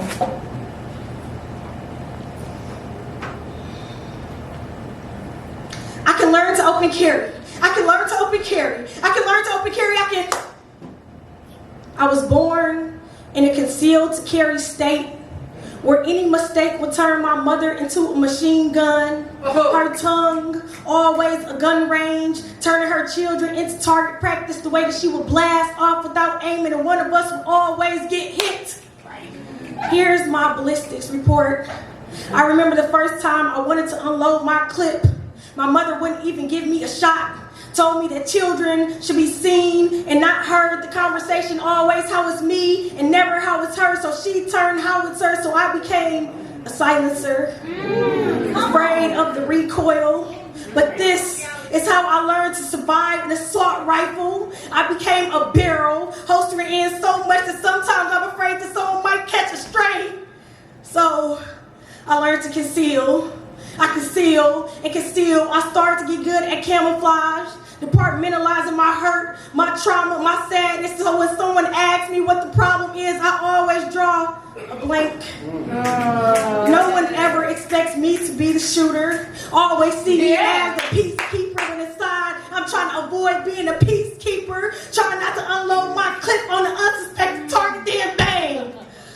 Sometimes when I'm triggered, I become a weapon of mass destruction, accidentally discharging my trauma on the unsuspected market. I try so hard to conceal and conceal, but I guess the ammunition doesn't fall far from the chamber. I just wish I knew more about gun control. I mean, how to gain control. Wish this stage wasn't the only place for me to open carry, that people understood how much I'm carrying, that I'm always armed and dangerous. But I have a daughter now, and sometimes when we speak, I feel the bullets trying to escape the chamber in my chest, but I learned to resist, because I don't want her to learn to hide from drive-bys. Don't want her body to be filled with gunpowder residue after they dusted for prints to be the only proof that I was even a parent. So even when I'm angry, I never let it rip. And the scope of the situation says that I can't change my mom or my past, and some days not even myself. But for her, every day I reload and try to aim higher.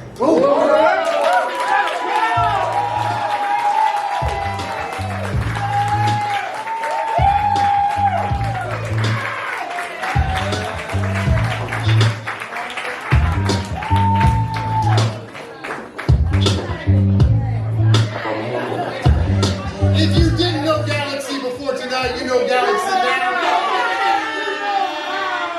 up one more time for Galaxy.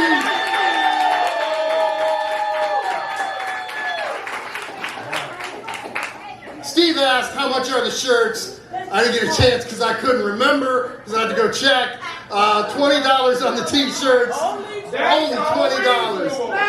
The sweats, thank you. If you want a hoodie, those are like order and then I'll order them. I'm selling them for cost, which is $35. My point's not to make money on the shirts. I love seeing people out on the shirts. My point is try to not lose a lot of money on the shirts.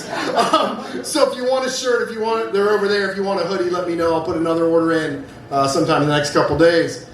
But more importantly, we got more poets, y'all.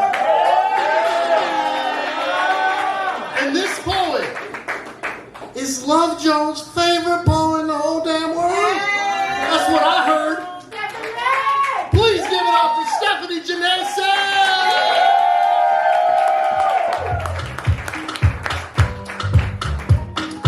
I want y'all to know I did not pay that girl to say that. That really came out her heart. And her mom's Kisha Nicole Foster. Like, love, you better switch favorites real quick. I know. Love might get a ride home. Listen, love gonna have to fit in this bag. I got books too. Dang it. I released this book in 2022. It took 5 years to write. Books are a labor of love. Like, we are writers because we love it, not because there is fame, glory, or money waiting. So I got 10 books in here, and I'm not trying to leave it all 10, so they're only $20. Listen, you can walk out of here fresh as fuck for less than like 80. You know, cop 2 books, got a little t-shirt. Anyway, yeah, I wrote this book a while ago. I haven't really read from it in a while, but I'm gonna read this poem that I never read. But I'm gonna read it because this is a special occasion. We celebrating 3 years is no small feat, y'all. No small feat. This book took a lot of research. I wrote it about women's health and history in Puerto Rico, which translates here to the U.S. It's kind of crazy. It's kind of crazy. Yo, look up your history. Let me tell you. You will. Exactly. You know. So I did that, and then I wrote a book about it, because what do you do with all that information? This is called Lolita Writes an Op-Ed on Parenting. Beyond myself, I am something other than a mother. Beyond this shoreline, I am something other than occupied. Until I reach the next shoreline, then I am a This cipher. atmosphere was created courtesy of DJ Verb. Damn, that's it? You're not even gonna drop a beat after that? That's crazy. I do not know how to beatbox. But I did say the word cipher, so maybe. Does the computer go off when it hears that word? Cipher, verb. Alright, it was listening. Let me run that back. Until I reach the next shoreline, then I am a cipher. Or what we could be full of if anyone knew the right way to hold a gun in the atomic age. As in, I'm trying to make the world a better place for the future. As in, the child is wise enough to know that this is bigger than them. As in, what does it matter if only one of us survives? We are nothing without the people who hold us together. As in, if I have taught you nothing, child, let me at least teach you how to think beyond yourself. If I don't see myself as a nation, how will I know where the bombs end and I begin? If I don't see myself as a mother, but more so a movement, how will I know the differing pitch of a battle cry from a hunger cry? Don't both deserve a warm sip of salted milk from the teta of a country that claims to know their ache? What good are children if they are made of mere sacrifice? I will not wreck my body to birth anything other than a revolution. Thank you.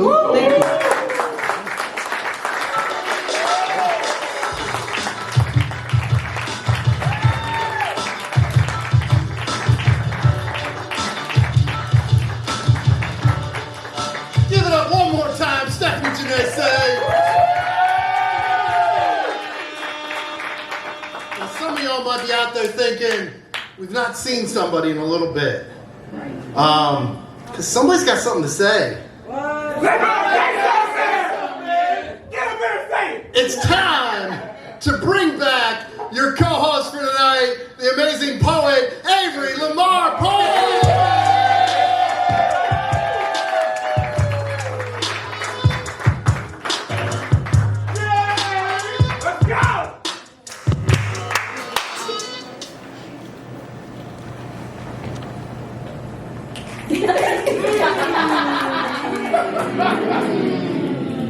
I had to make sure my job wasn't like taking anything like that.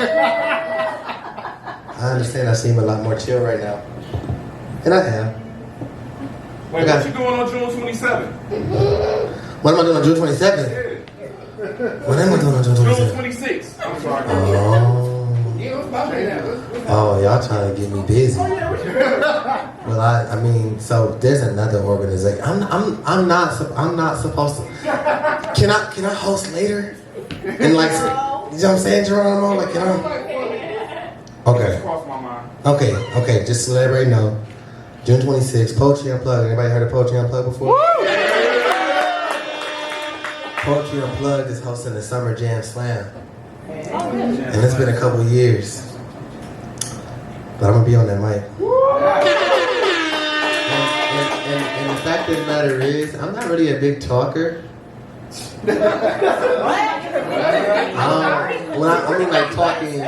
mean like talking trash talker. Even though my group, my homies, my gang, they know they kind of blowing my cover right now.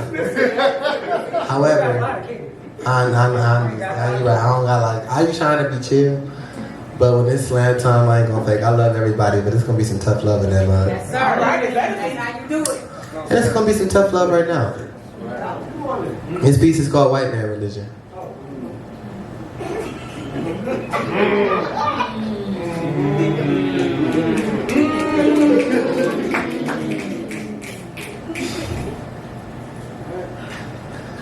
Christianity was never the white man's religion. All right, come on. Okay. Christianity was never the white man's religion.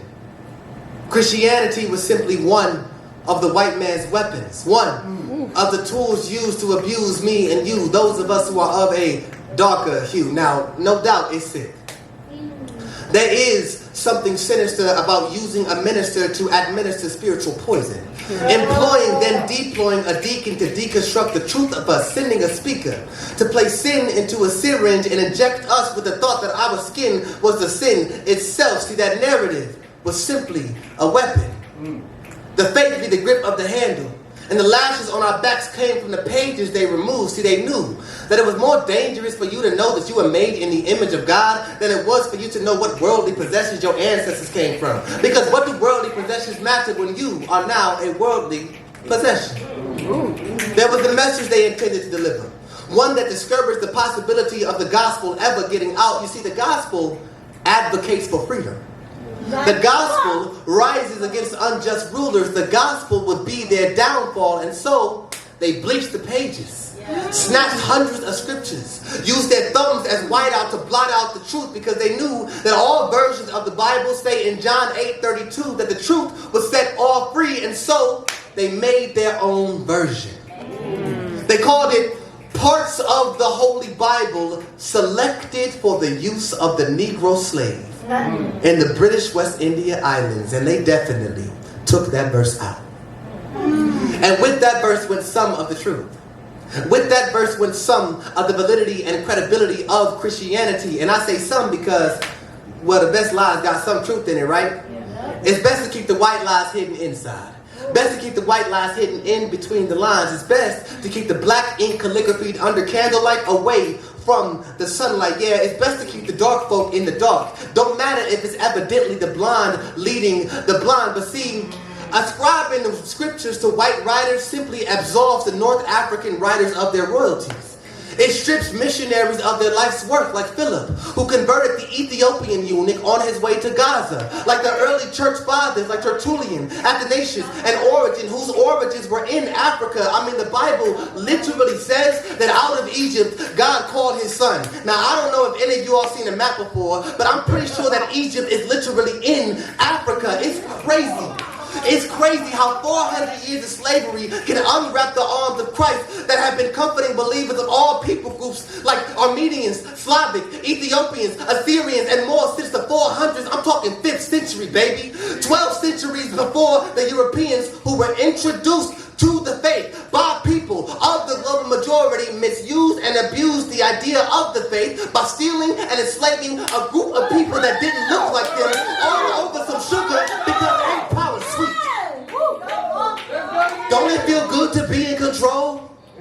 Don't indoctrinating deep brown faces that have been disciples since before the dark ages just give your white self a shot of dopamine? And don't a 12-step program need to be taken 2 or 3 or 4 times? Baby, it's time to wake up from the cold sweat and the shakes. It's time to wake up and face the truth. The white man did not create God.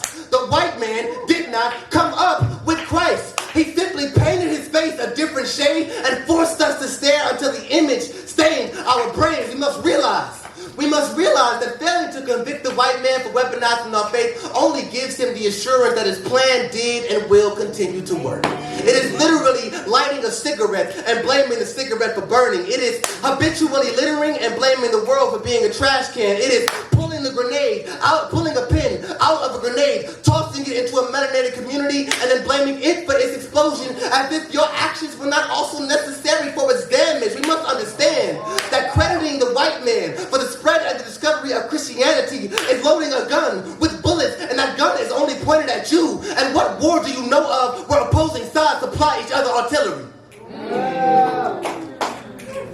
If you pick up the whole armor of God, come on, and you pick up that weapon that is sharper than any two-edged sword, you will see that God has always wanted his people free from bondage. Yes. Spiritual and physical. So how can the white man own Christianity when the purpose of the faith is freedom from slavery? Poem.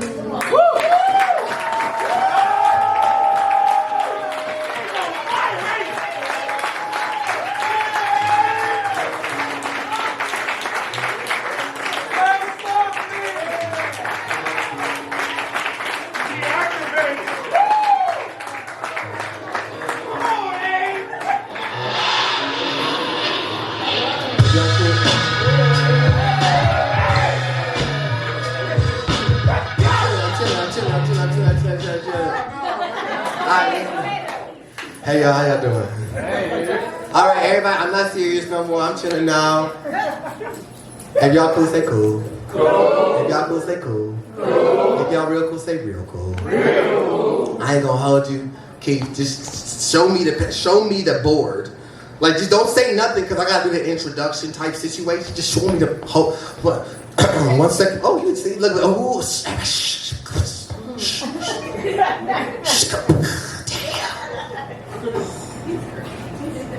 I ain't crazy. If you was whispering, I wouldn't have heard that. See?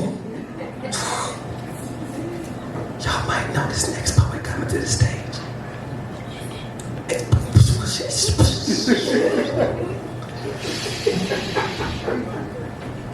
Everybody say, Avery, don't laugh. Avery, don't laugh. I'm trying so hard. I couldn't go try more. This next poet coming to the stage, he said he got a stutter. And I'ma believe him because I'm scared if I don't believe him about his stutter. But like, he be stuttering bars. I'm just like,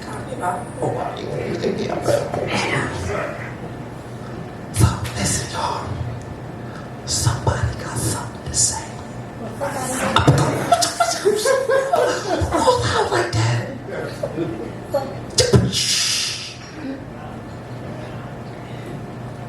Somebody got something to say. Somebody got to say something. Well, all right.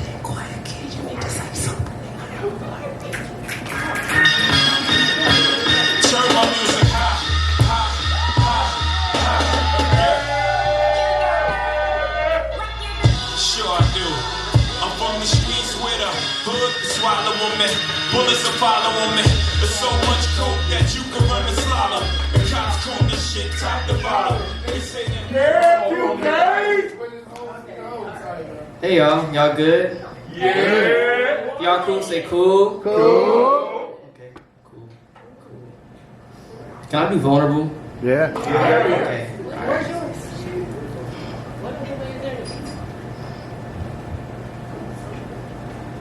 My uncle got life in prison for shooting someone. They wrestled. My uncle saw him going for his gun. My uncle pulled his first and shot him in his face. The rest is a court case. One of the many stories that circulated through family conversations at cookouts. A constant reminder that I come from crash outs growing up. I remember overhearing tales about violence that went so far, nobody won the fight. Stories about old times too graphic to write poems about sometimes. I wonder if it's in me too. What if I have a genetic anger in my body that need to be cleansed? My uncle took a life. Now he's serving life. Kind of like my grandfather who gave his life serving his country before I was born. They gave my father an American flag like, here's the reason your daddy died. And it got me questioning. Oh, wow. Oh, wow. What if we're all just martyrs for causes that don't remember us? Oh, my goodness. What if that's why we all so fucking crazy? I feel bad when people make me mad because they don't know what my genes say I might do. Because when you really might be wild, you don't go looking for conflict because you've seen what happened to a convict. Sometimes I wonder if I'm crazy, just like my family. How else do you explain the random outbursts that only my notebook sees because if I let loose, you might feel the pain of my bloodline in every punch. People always tell me they love how strong my emotions are in my art. They don't know. I crash on a mic, say my family kind of people in real life. I wasn't a poet. I might be just like them. Y'all might think I'm crazy for what I did instead of for what I said. So when I feel threatened, I think about my genetics. Sometimes, just for a second, I almost forget not to do shit that I might regret. It feels like my lineage is a weapon to use against the world for my own protection. So for the sake of not knowing what I'm capable of, I pray for my enemies. I wish them the best. I'm afraid I might be the worst outcome. Ooh. Yeah. Worst case scenario, you become another cookout conversation about conflict that went so crazy. Caskets opened, courts got involved, case closed.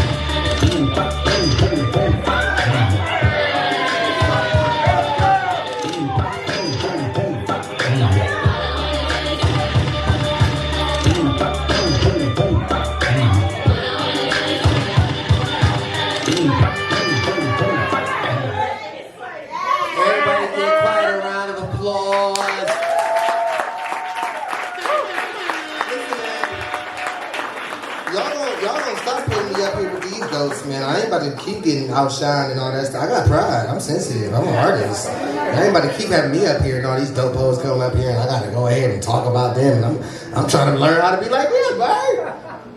I'm trying to learn how to be like you, Bird. No, I'm not trying to be like me. I hope not. I ain't nobody to be like. Listen, y'all. There's somebody else coming to this. Oh, Q, I got it. What is it? They ain't coming to the stage. They coming to the.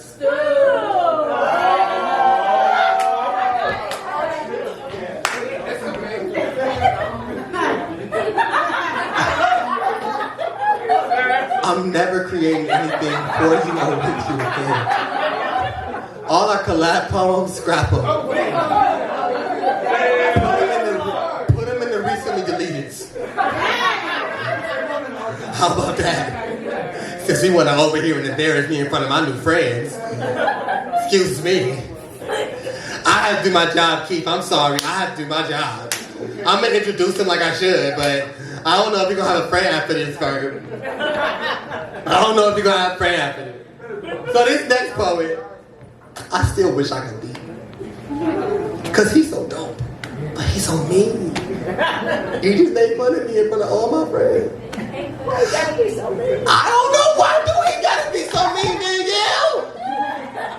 You know what? Listen, man. And we clap for him. And we clap for him. Right. You know what? Everybody say boo. I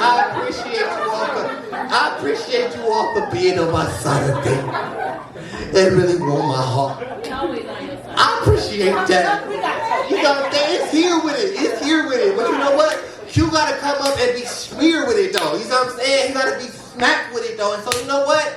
Listen, man. I love you. I'ma get you. But for right now, everybody give Q in the stool. Welcome to the stage.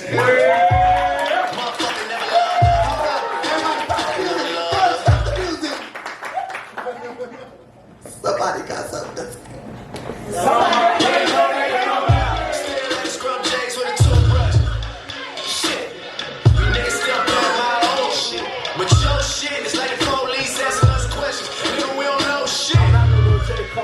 Apologizing for the whole crowd for me.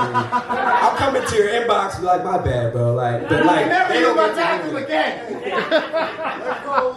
And to the crowd, what the hell? Like, y'all booed me? That's crazy.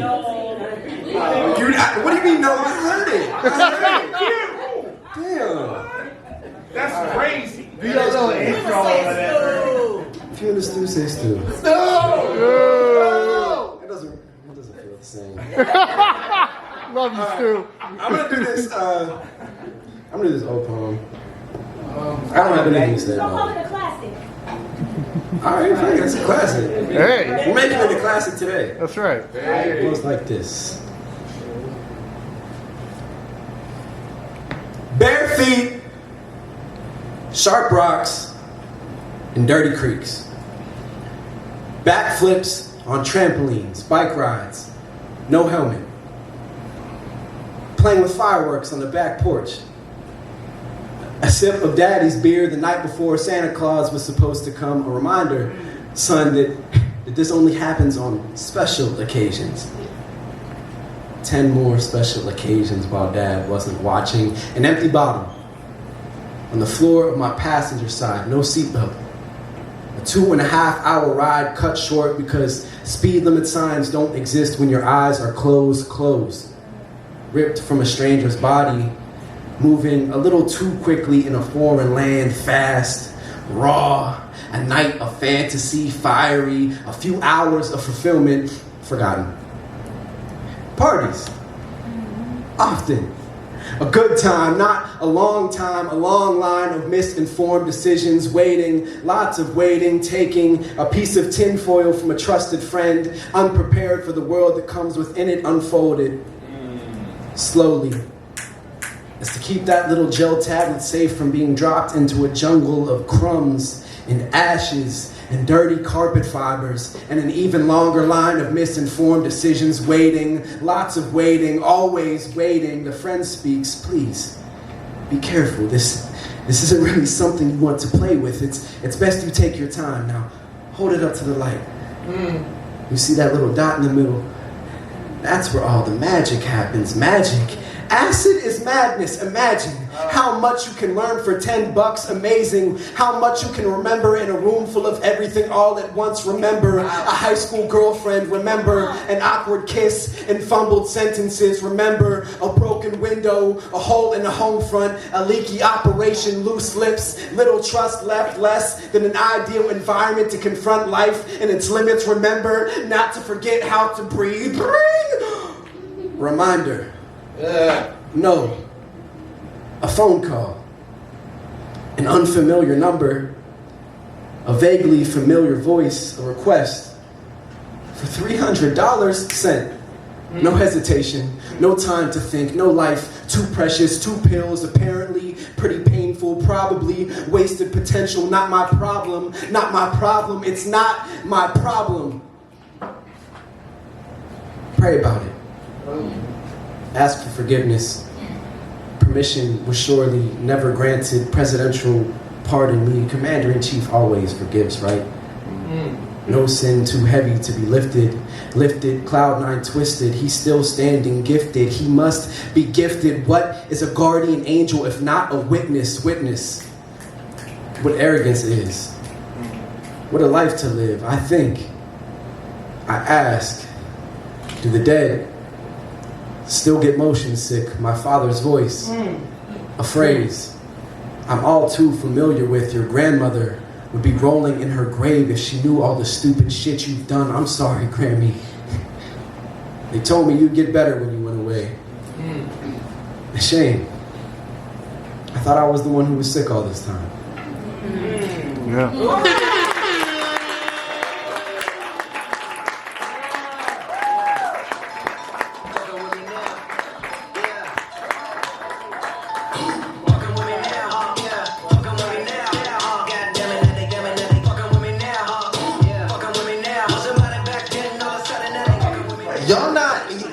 What's bothering me,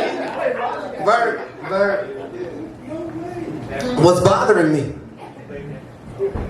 is that when I go and I go, they do it. But when Q and the Stu make them go, or when Q and the Stu make them go, they don't do it. Speak for yourself. I did. Now listen. So y'all saying I'm tripping now?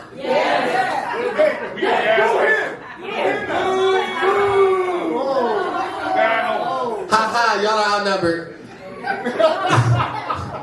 However, you know what? Go ahead, boo me, because I'm wrong. Y'all got it. Come on, boo, go ahead. Come on, way to go. Sorry, Bert. I'm so sorry. Oh, he don't even pay. See, he don't even care. He don't even care. You know, it's cool. Because we gotta give Q and the Stu another round of applause.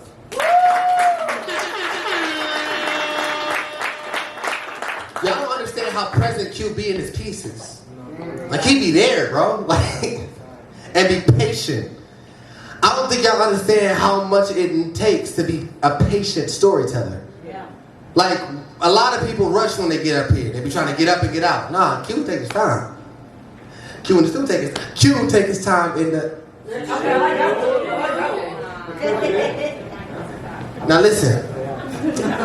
I got somebody else coming to the mic. Who is it? Listen, I'm just tell y'all.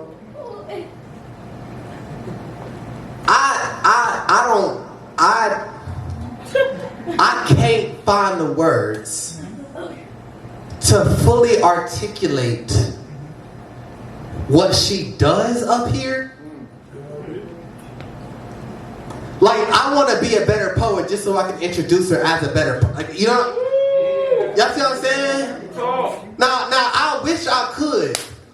I can only use the words that I have at my disposal. And the words that I have at my disposal is, somebody got something to say. Somebody got to say something. Kisha, Nicole, Foster, they call her.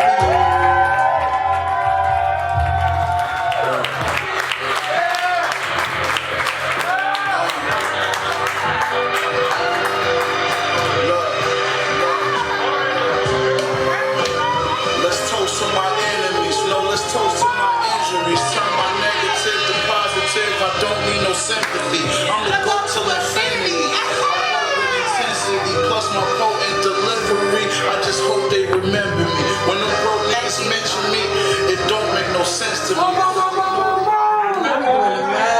Hey, I'm God, and I'm live on Instagram. Peace, y'all. So my brother, rest in peace, he passed, but he was the first person like, hey, listen to this. What is this? Bumblebee? Cream. It was the first album, the Wu-Tang. And I'm like, what the fuck is this? And then he comes with Raekwon. I'm like, whoa. And then this dude that I was dating, we used to listen to Wu-Tang Forever. And that's a double disc. What I'm telling y'all is knowledge. It's historic. Okay, I'm a 5%. For real. Y'all don't even fuck with nothing. Y'all fuck with really. My lion essence. She already know. My daughter know. So it was I think it was track 6 or 7, City Guys or Project. So Raekwon called Shamin, like, peace God, peace to the gods. How you God? I'm studying 120 right now. Call me back at the God hour. Boom, boom. The fuck? Boom, boom, ba-doom, boom, boom. And so that's where I was like, what the fuck do 120? What the fuck is peace to the God? I was 17. I met gods, right? But, you know, all gods are not the 120. What I'm talking about is 5 itinerary saying, this is how you live. It's not how you believe. It's not what you think. It's not what you worship. It's like how you live, right? It's like your culture. So I say, Love Jones, who are you? Love Jones says, a supreme being. Okay? That's what she says. The 120 say, you stand in your square and say, who is the original man? The original man is the black man. Supreme being. Asiatic, original. Black woman is the mother of civilization. Child is the best part. Understanding. 1, 2, 3. Knowledge, wisdom, understanding. Zigzag, zig, Allah. Allah is arm, leg, arm, head. My righteous name is God, body, wisdom. And so when we talk about that, when we talk about the contract, when we talk about the Griselda on West Side, we talk about being the butcher, right? I took big risks just so we can eat. Okay, we talk about language. And I'm gonna say this and I'm gonna do my poem and I'm gonna get off, Keith. I'm a poet because I like language. I'm a poet because I like words. I don't like the attention. You don't gotta hug me. I'm dead ass. You ain't gotta talk to me. You ain't gotta hug me. Kisha be my mentor. I don't hear her. You ain't gotta tell me why you ain't call me. I do poems because I can't talk, for real. Because I got anger issues. I see red. I get mad. My words fumble. Essence, no. That's my mentor. Y'all don't know. I lost a baby. That woman was there with me. That's a true story. Nobody saw my baby, her. He lived 2 hours.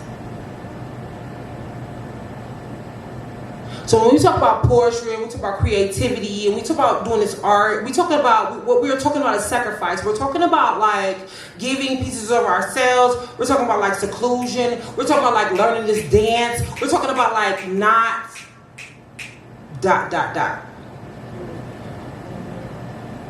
So yeah, it's only certain people I fuck with.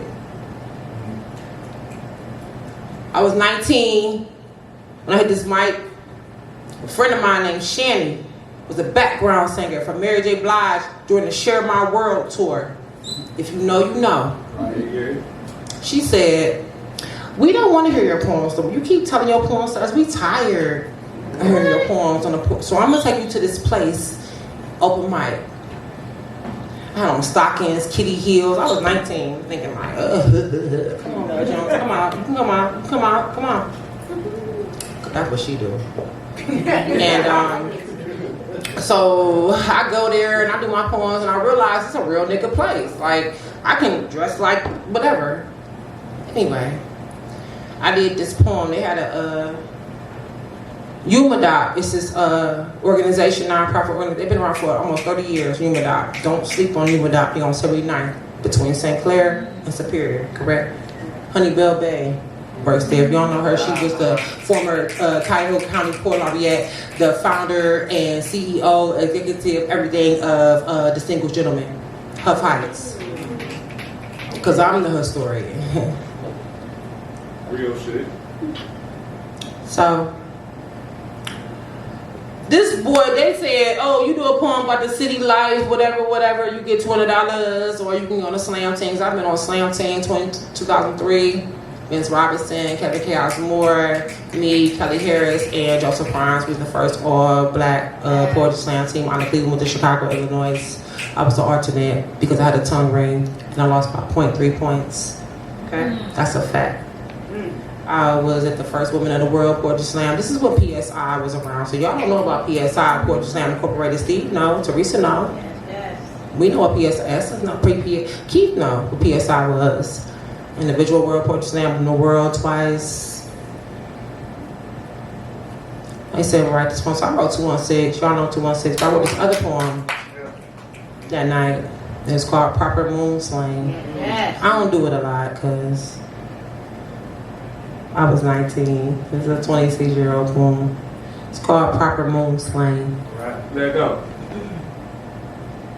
Corns on bottoms of feet show that life is like walking on coals hard, trying to get to the other side, wishing double dutch was as easy as it looks. Joints in the air lit, raising, smoke blazing, clear brown. The smoke ain't gray, it's brown. Like a newborn chimpanzee, speaking playfully from branch to branch. Oh, how relaxed that must be to calm thoughts, leaving emotions blowing in the air, hanging from the last vine, loving music to the fullest. I talk this broken slang, no one knows the secret to my success. Yes, I sport elegant dresses and stilettos, leaving lame niggas and dumbfounded hoes, step on stupid, tripping on toes. Nobody knows his name was Baldwin, telling blacks to stand up and grow a backbone. He knew the world was callous and love is tasteless. He sparked the only dead plug in my body. His words are like a RZA's beat competing with commercial to be 110% better than the norm. Never stepping aside for someone to cut. He lives, hip hop lives, he lives, and writers and intellects day because the native son was bullshit. Let's pull shit apart. Dissect what someone ever glimpsed at on Sundays. My handwriting changes and becomes neater as if a magical spell is embedded in the wrist I rock cutoffs. And Outcast is for the intellectuals. Either you love Biggie or Tupac, both cannot ever be loved equally. Personally, I appreciate emotions and adore fashion. I suppose you think less of me. I guess you must test me in my morals. My blessings come in spurts like cum. It doesn't happen at one time all the time. I spend nights daydreaming and days making it happen. Keeping focused on facts to further my future. I used to love them. Now I don't. I despise false talk. Slanted, shady walks due to shady actions on the body causes it to deteriorate like acid on the which I am melting in. Only Capadonna's lyrics can save me. Sorry, I ain't producing no babies until he comes with news of love, peace, and happiness. The moon is full and it's bringing me happiness. I thought I was destined to model, look cute, get paid, slayed, possibly vitally laid. Rape is not a new subject. I will not touch that subject. Makes me want to vomit. I am not going to give a comment. I would cry tears of pain, puffy eye from sadness. Not to droll, I've grown accustomed to stimulating the mind, doing recess no more, sliding boards and tether balls, riding poles and licking balls. Grown-ups do grown-up things. The full moon is a beautiful sight. I wish I might see the first star I see tonight.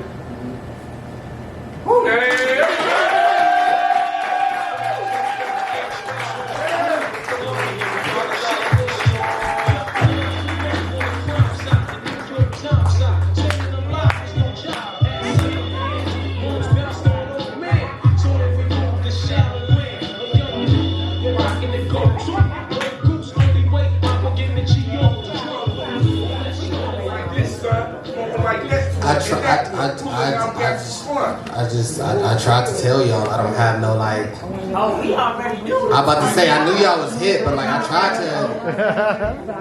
We already knew.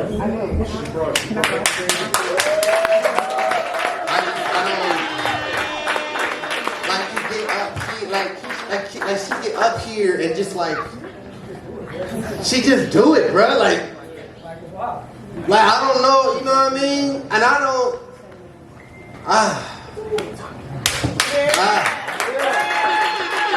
I think one of the things I appreciate most about what she just did was the patience of letting us know where she's coming from. Right. A lot of us as poets often have conversations one to another about how people don't really appreciate the work we put in for this. And I'm in a room full of poets, so I know I'm preaching to the choir. But the fact of the matter is, a lot of people want to be a poet because they want the attention. Rarely do people want to be poets because they want to be a poet. I'm going to say that again. Come on, Avery, talk about me. Rarely are people poets because they want to be poets. We are poets because we don't have a choice. Talk about me. We tell stories because we don't have a choice. We share ourselves with you all because we don't have a choice. And to have somebody come up here and say, I don't have a choice but to do this, and then do that,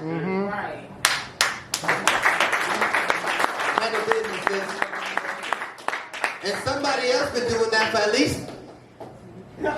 least 3 years. Y'all like how I did that? Are y'all awake with me? Y'all asleep. I ain't gonna hold y'all. Y'all better wake up. Y'all better wake up. Somebody say wake up. Somebody say wake up. Wake up.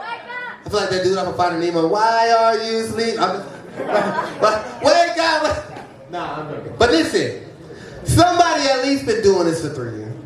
All right now. I've been visiting and seeing him and all that stuff. And the last time he came up here, he took like a book and a paper and put it in his words and like showed it to y'all. Which is insane. Like, I don't think y'all understand how hard that is. And I don't even know what he's coming with this time. But I'm scared. Because all I know is somebody got something to say.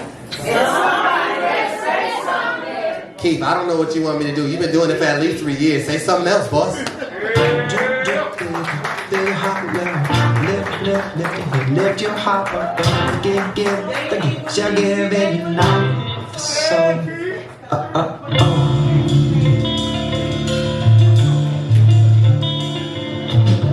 just a sip of your sunshine, and I'm done dancing all night. I play your flute, I will write my song. That's my best friend, Zach out of Wyoming now. Lift me up on my feet, tell me your secret, sweetie.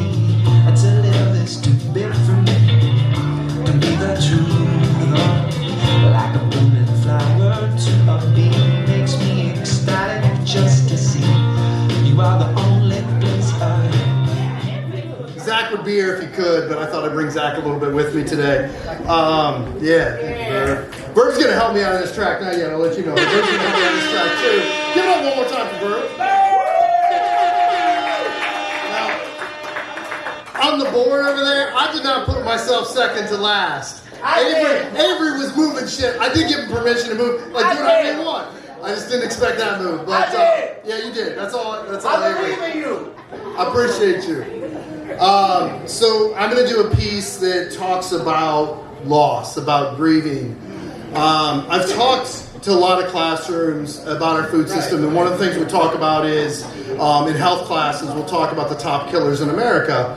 And if you look at the top 10 killers in America, there's some that, a high school student can name off almost every time. And there's some that almost never get named because we don't think of them as the cause of death. We think of them as other things. The number 6 killer in America takes people away from us while they are still there. While you still see them. While you still want to hug them and talk to them, and they are no longer the person they were. They don't have the memories they had. They lose who you are, oftentimes. And I just put out a spoken word album, my second spoken word album. That's on the table too, if anybody actually listens to this. It is streaming almost everywhere, but fuck Spotify. I'll get there, but Spotify's giving me issues. We'll get there soon. Anywhere else you can stream that. So yeah, I'm going to do this piece, and we're going to call up our final poet of the night. So this piece is called The Big Bad Wolf. When the big bad wolf showed up at your door, he didn't huff, he didn't puff, despite what the story might say. All he needed was time. He sat by patiently as one by one the hairs on your chinny chin turned gray. Bricks, you argued, were the sturdiest choice. And in retrospect, your hasty siblings could hardly disagree. This house was built to last through the strongest winds. But the crafty wolf just waited for the rain, so vital, so refreshing at first. But eventually, the first crack in the mortar appeared, hardly worth noticing. Then another, still more. Home depreciation is to be expected over the years, we told ourselves. But all this time, the wolf had been sharpening his claws. While we were sleeping, the sly predator began dismantling brick by brick. This one, your favorite teacher. This one, how the stove works. A pile of childhood memories falls like sand through your fingers. This one, how to turn on the faucet. This one, how to tell time. This one, your brother's name. Simple pleasures, daily activities, independence. Now just an open space where a wall used to be. You're left sitting in the remains.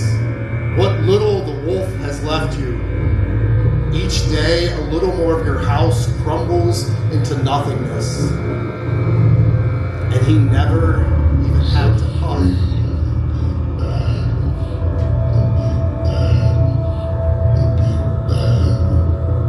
Who's afraid of the big bad wolf? The big bad wolf.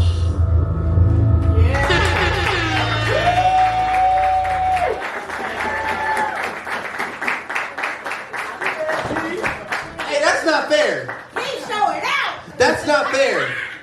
I didn't have a track behind my stuff, co-host. That's not fair. Give him a round of applause. I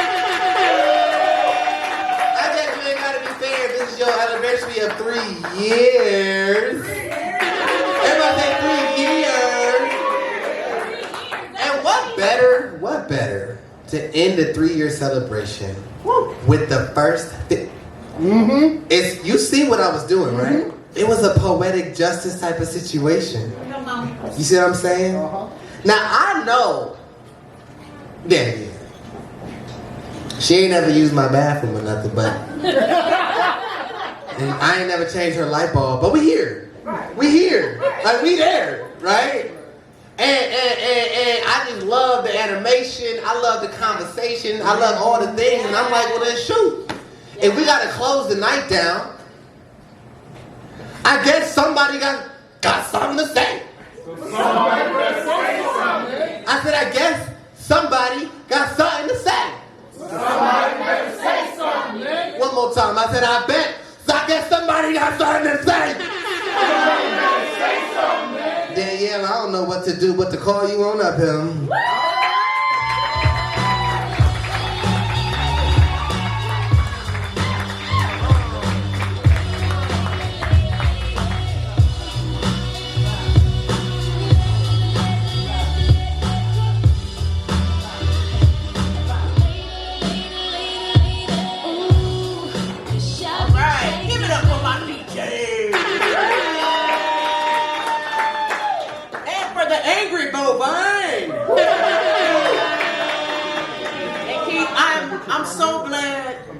That you took the heat off the mic after Kisha left it, because that wouldn't be fair to have to go behind her. So right. Shout out to Kisha. Yeah. All right, now we gonna take a hard left turn here and lower the respectability politic in the room just a little bit. So this poem comes from my ratchet years, to steal Lunell's joke, I was for the streets. No, I'm kidding. So this is a very serious poem. Okay? It's called Stop Shaming These Sluts. Hypocrites know you need to stop slut shaming. Boys, stop shaming these sluts. Cause if you didn't need her, then she wouldn't exist. And now you walking around like you wasn't trying to hit her. You acting like you weren't the one all up in her DM. You acting like you wasn't the one that asked for her digits. You acting like your hands didn't fill up her business, and then when she gave in, you too good to be with her. Fickle ass, no, you need to stop slut shaming. Boy, stop shaming these sluts. Cause if you didn't need her, then she wouldn't exist, and now you walking around like you wasn't trying to hit her. Say she got daddy issues and can't treat a man right. You didn't have a daddy either and can't be a man right. You judge her cause she easy with the sexing and stroking like you the only one around here that's allowed to be broken. Pious ass, no, you need to stop slut shaming. Boy, stop shaming these sluts. Cause if you didn't need her, then she wouldn't exist, and now you walking around like you wasn't trying to hit her. Say she's not wife material, so you can't be with her. You so deep fried and full of shit. Instead of trying to take her down, what if you could build her up? Show her what a man's about. Show her that her true value is not in giving it up. Promote the ways that she's more than enough. But if you've ever had the benefit of getting serviced by a slut, do yourself a favor, son, and keep your big mouth shut. You threw up the bad signal and a slut flew in. Gave me pleasure that no other girl was trying to give. Ungrateful ass, no, you need to stop slut shaming. Boy, stop shaming these sluts. Cause if you didn't need her, then she wouldn't exist, and now you walking around like you wasn't trying to hit her. Say you want a good woman, but you not a good man. Tried to hold her up to standards you don't hold for yourself. You know you went with the slut cause she giving it up. Passed up a good girl like she wanted too much. The numbers are all based on supply and demand. If it wasn't for her service, you'd be loving your hand. If there were no slut hounds, there'd be no sluts left, cause she can't be a slut by herself.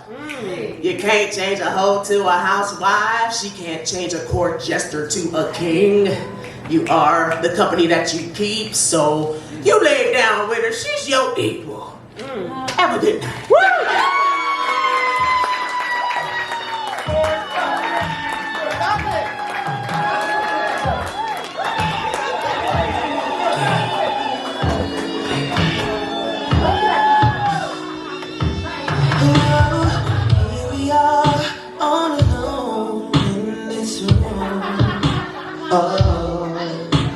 And girl, I know where to start, what we gotta do.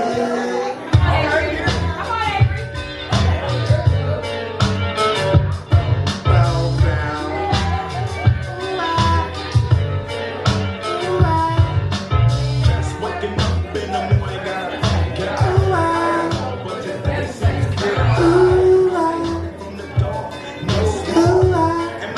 Y'all not gonna hype on my seat? Everybody say ooh-ah. Ooh-ah. Hey. Ooh-ah.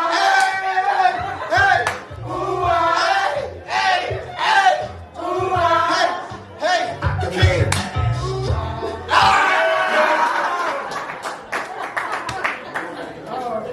Give a round of applause. Give Danielle a round of applause.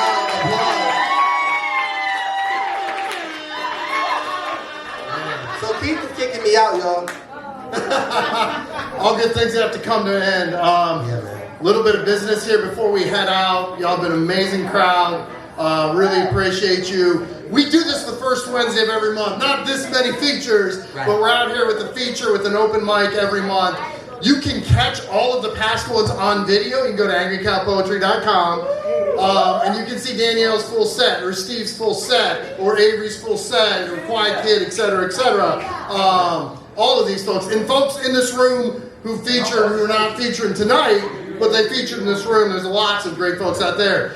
But let's also talk about the rest of this year. Yeah. First Wednesday in July, Tay Jones and Chelsea are doing a double feature. First Wednesday in August, Zuggy Tate. First Wednesday in September, Scott Woods. I knew Brightman, you'd be happy about that. First Wednesday in October, Gretchen Plus is coming back from Michigan. First Wednesday in November, Courtney Morrow. And then the first Wednesday in December, Kara Lee. So what I'm saying is keep coming back, y'all. Come on back. Ooh, how you feeling? You want me to be honest? Yeah. I'm hungry. You hungry? Yeah. We gotta take care of that. There's more cookies over there. Yeah, I want some of those too. All right. My friend got me some pieces, so I'm gonna go ahead and We got some food. when we get done doing this work, Right. then we Then we right get now. to hang and enjoy. All right, let's get some food. All right. I ain't said it in the mic, y'all ain't hear that. All right, I want to get some rounds of applause. First for the audience. Y'all are great. Give it up for DJ Brown. Ellen Stair on the camera. Deanna Thompson on the camera. All of the features that bless this mic tonight. The outdoor theater in Annabelle, Seth Bale. Love y'all. My co-host, Avery, more applause. Keep Allison, Dixon.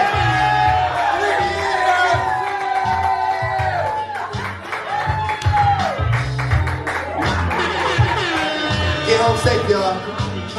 Have some fun tonight. Don't have too much fun, but get home safe. Have a great time. I hope y'all are inspired after tonight. I sure am. So y'all go ahead and get home safe. Get some rest. Get some food, because that's what I'm about to do.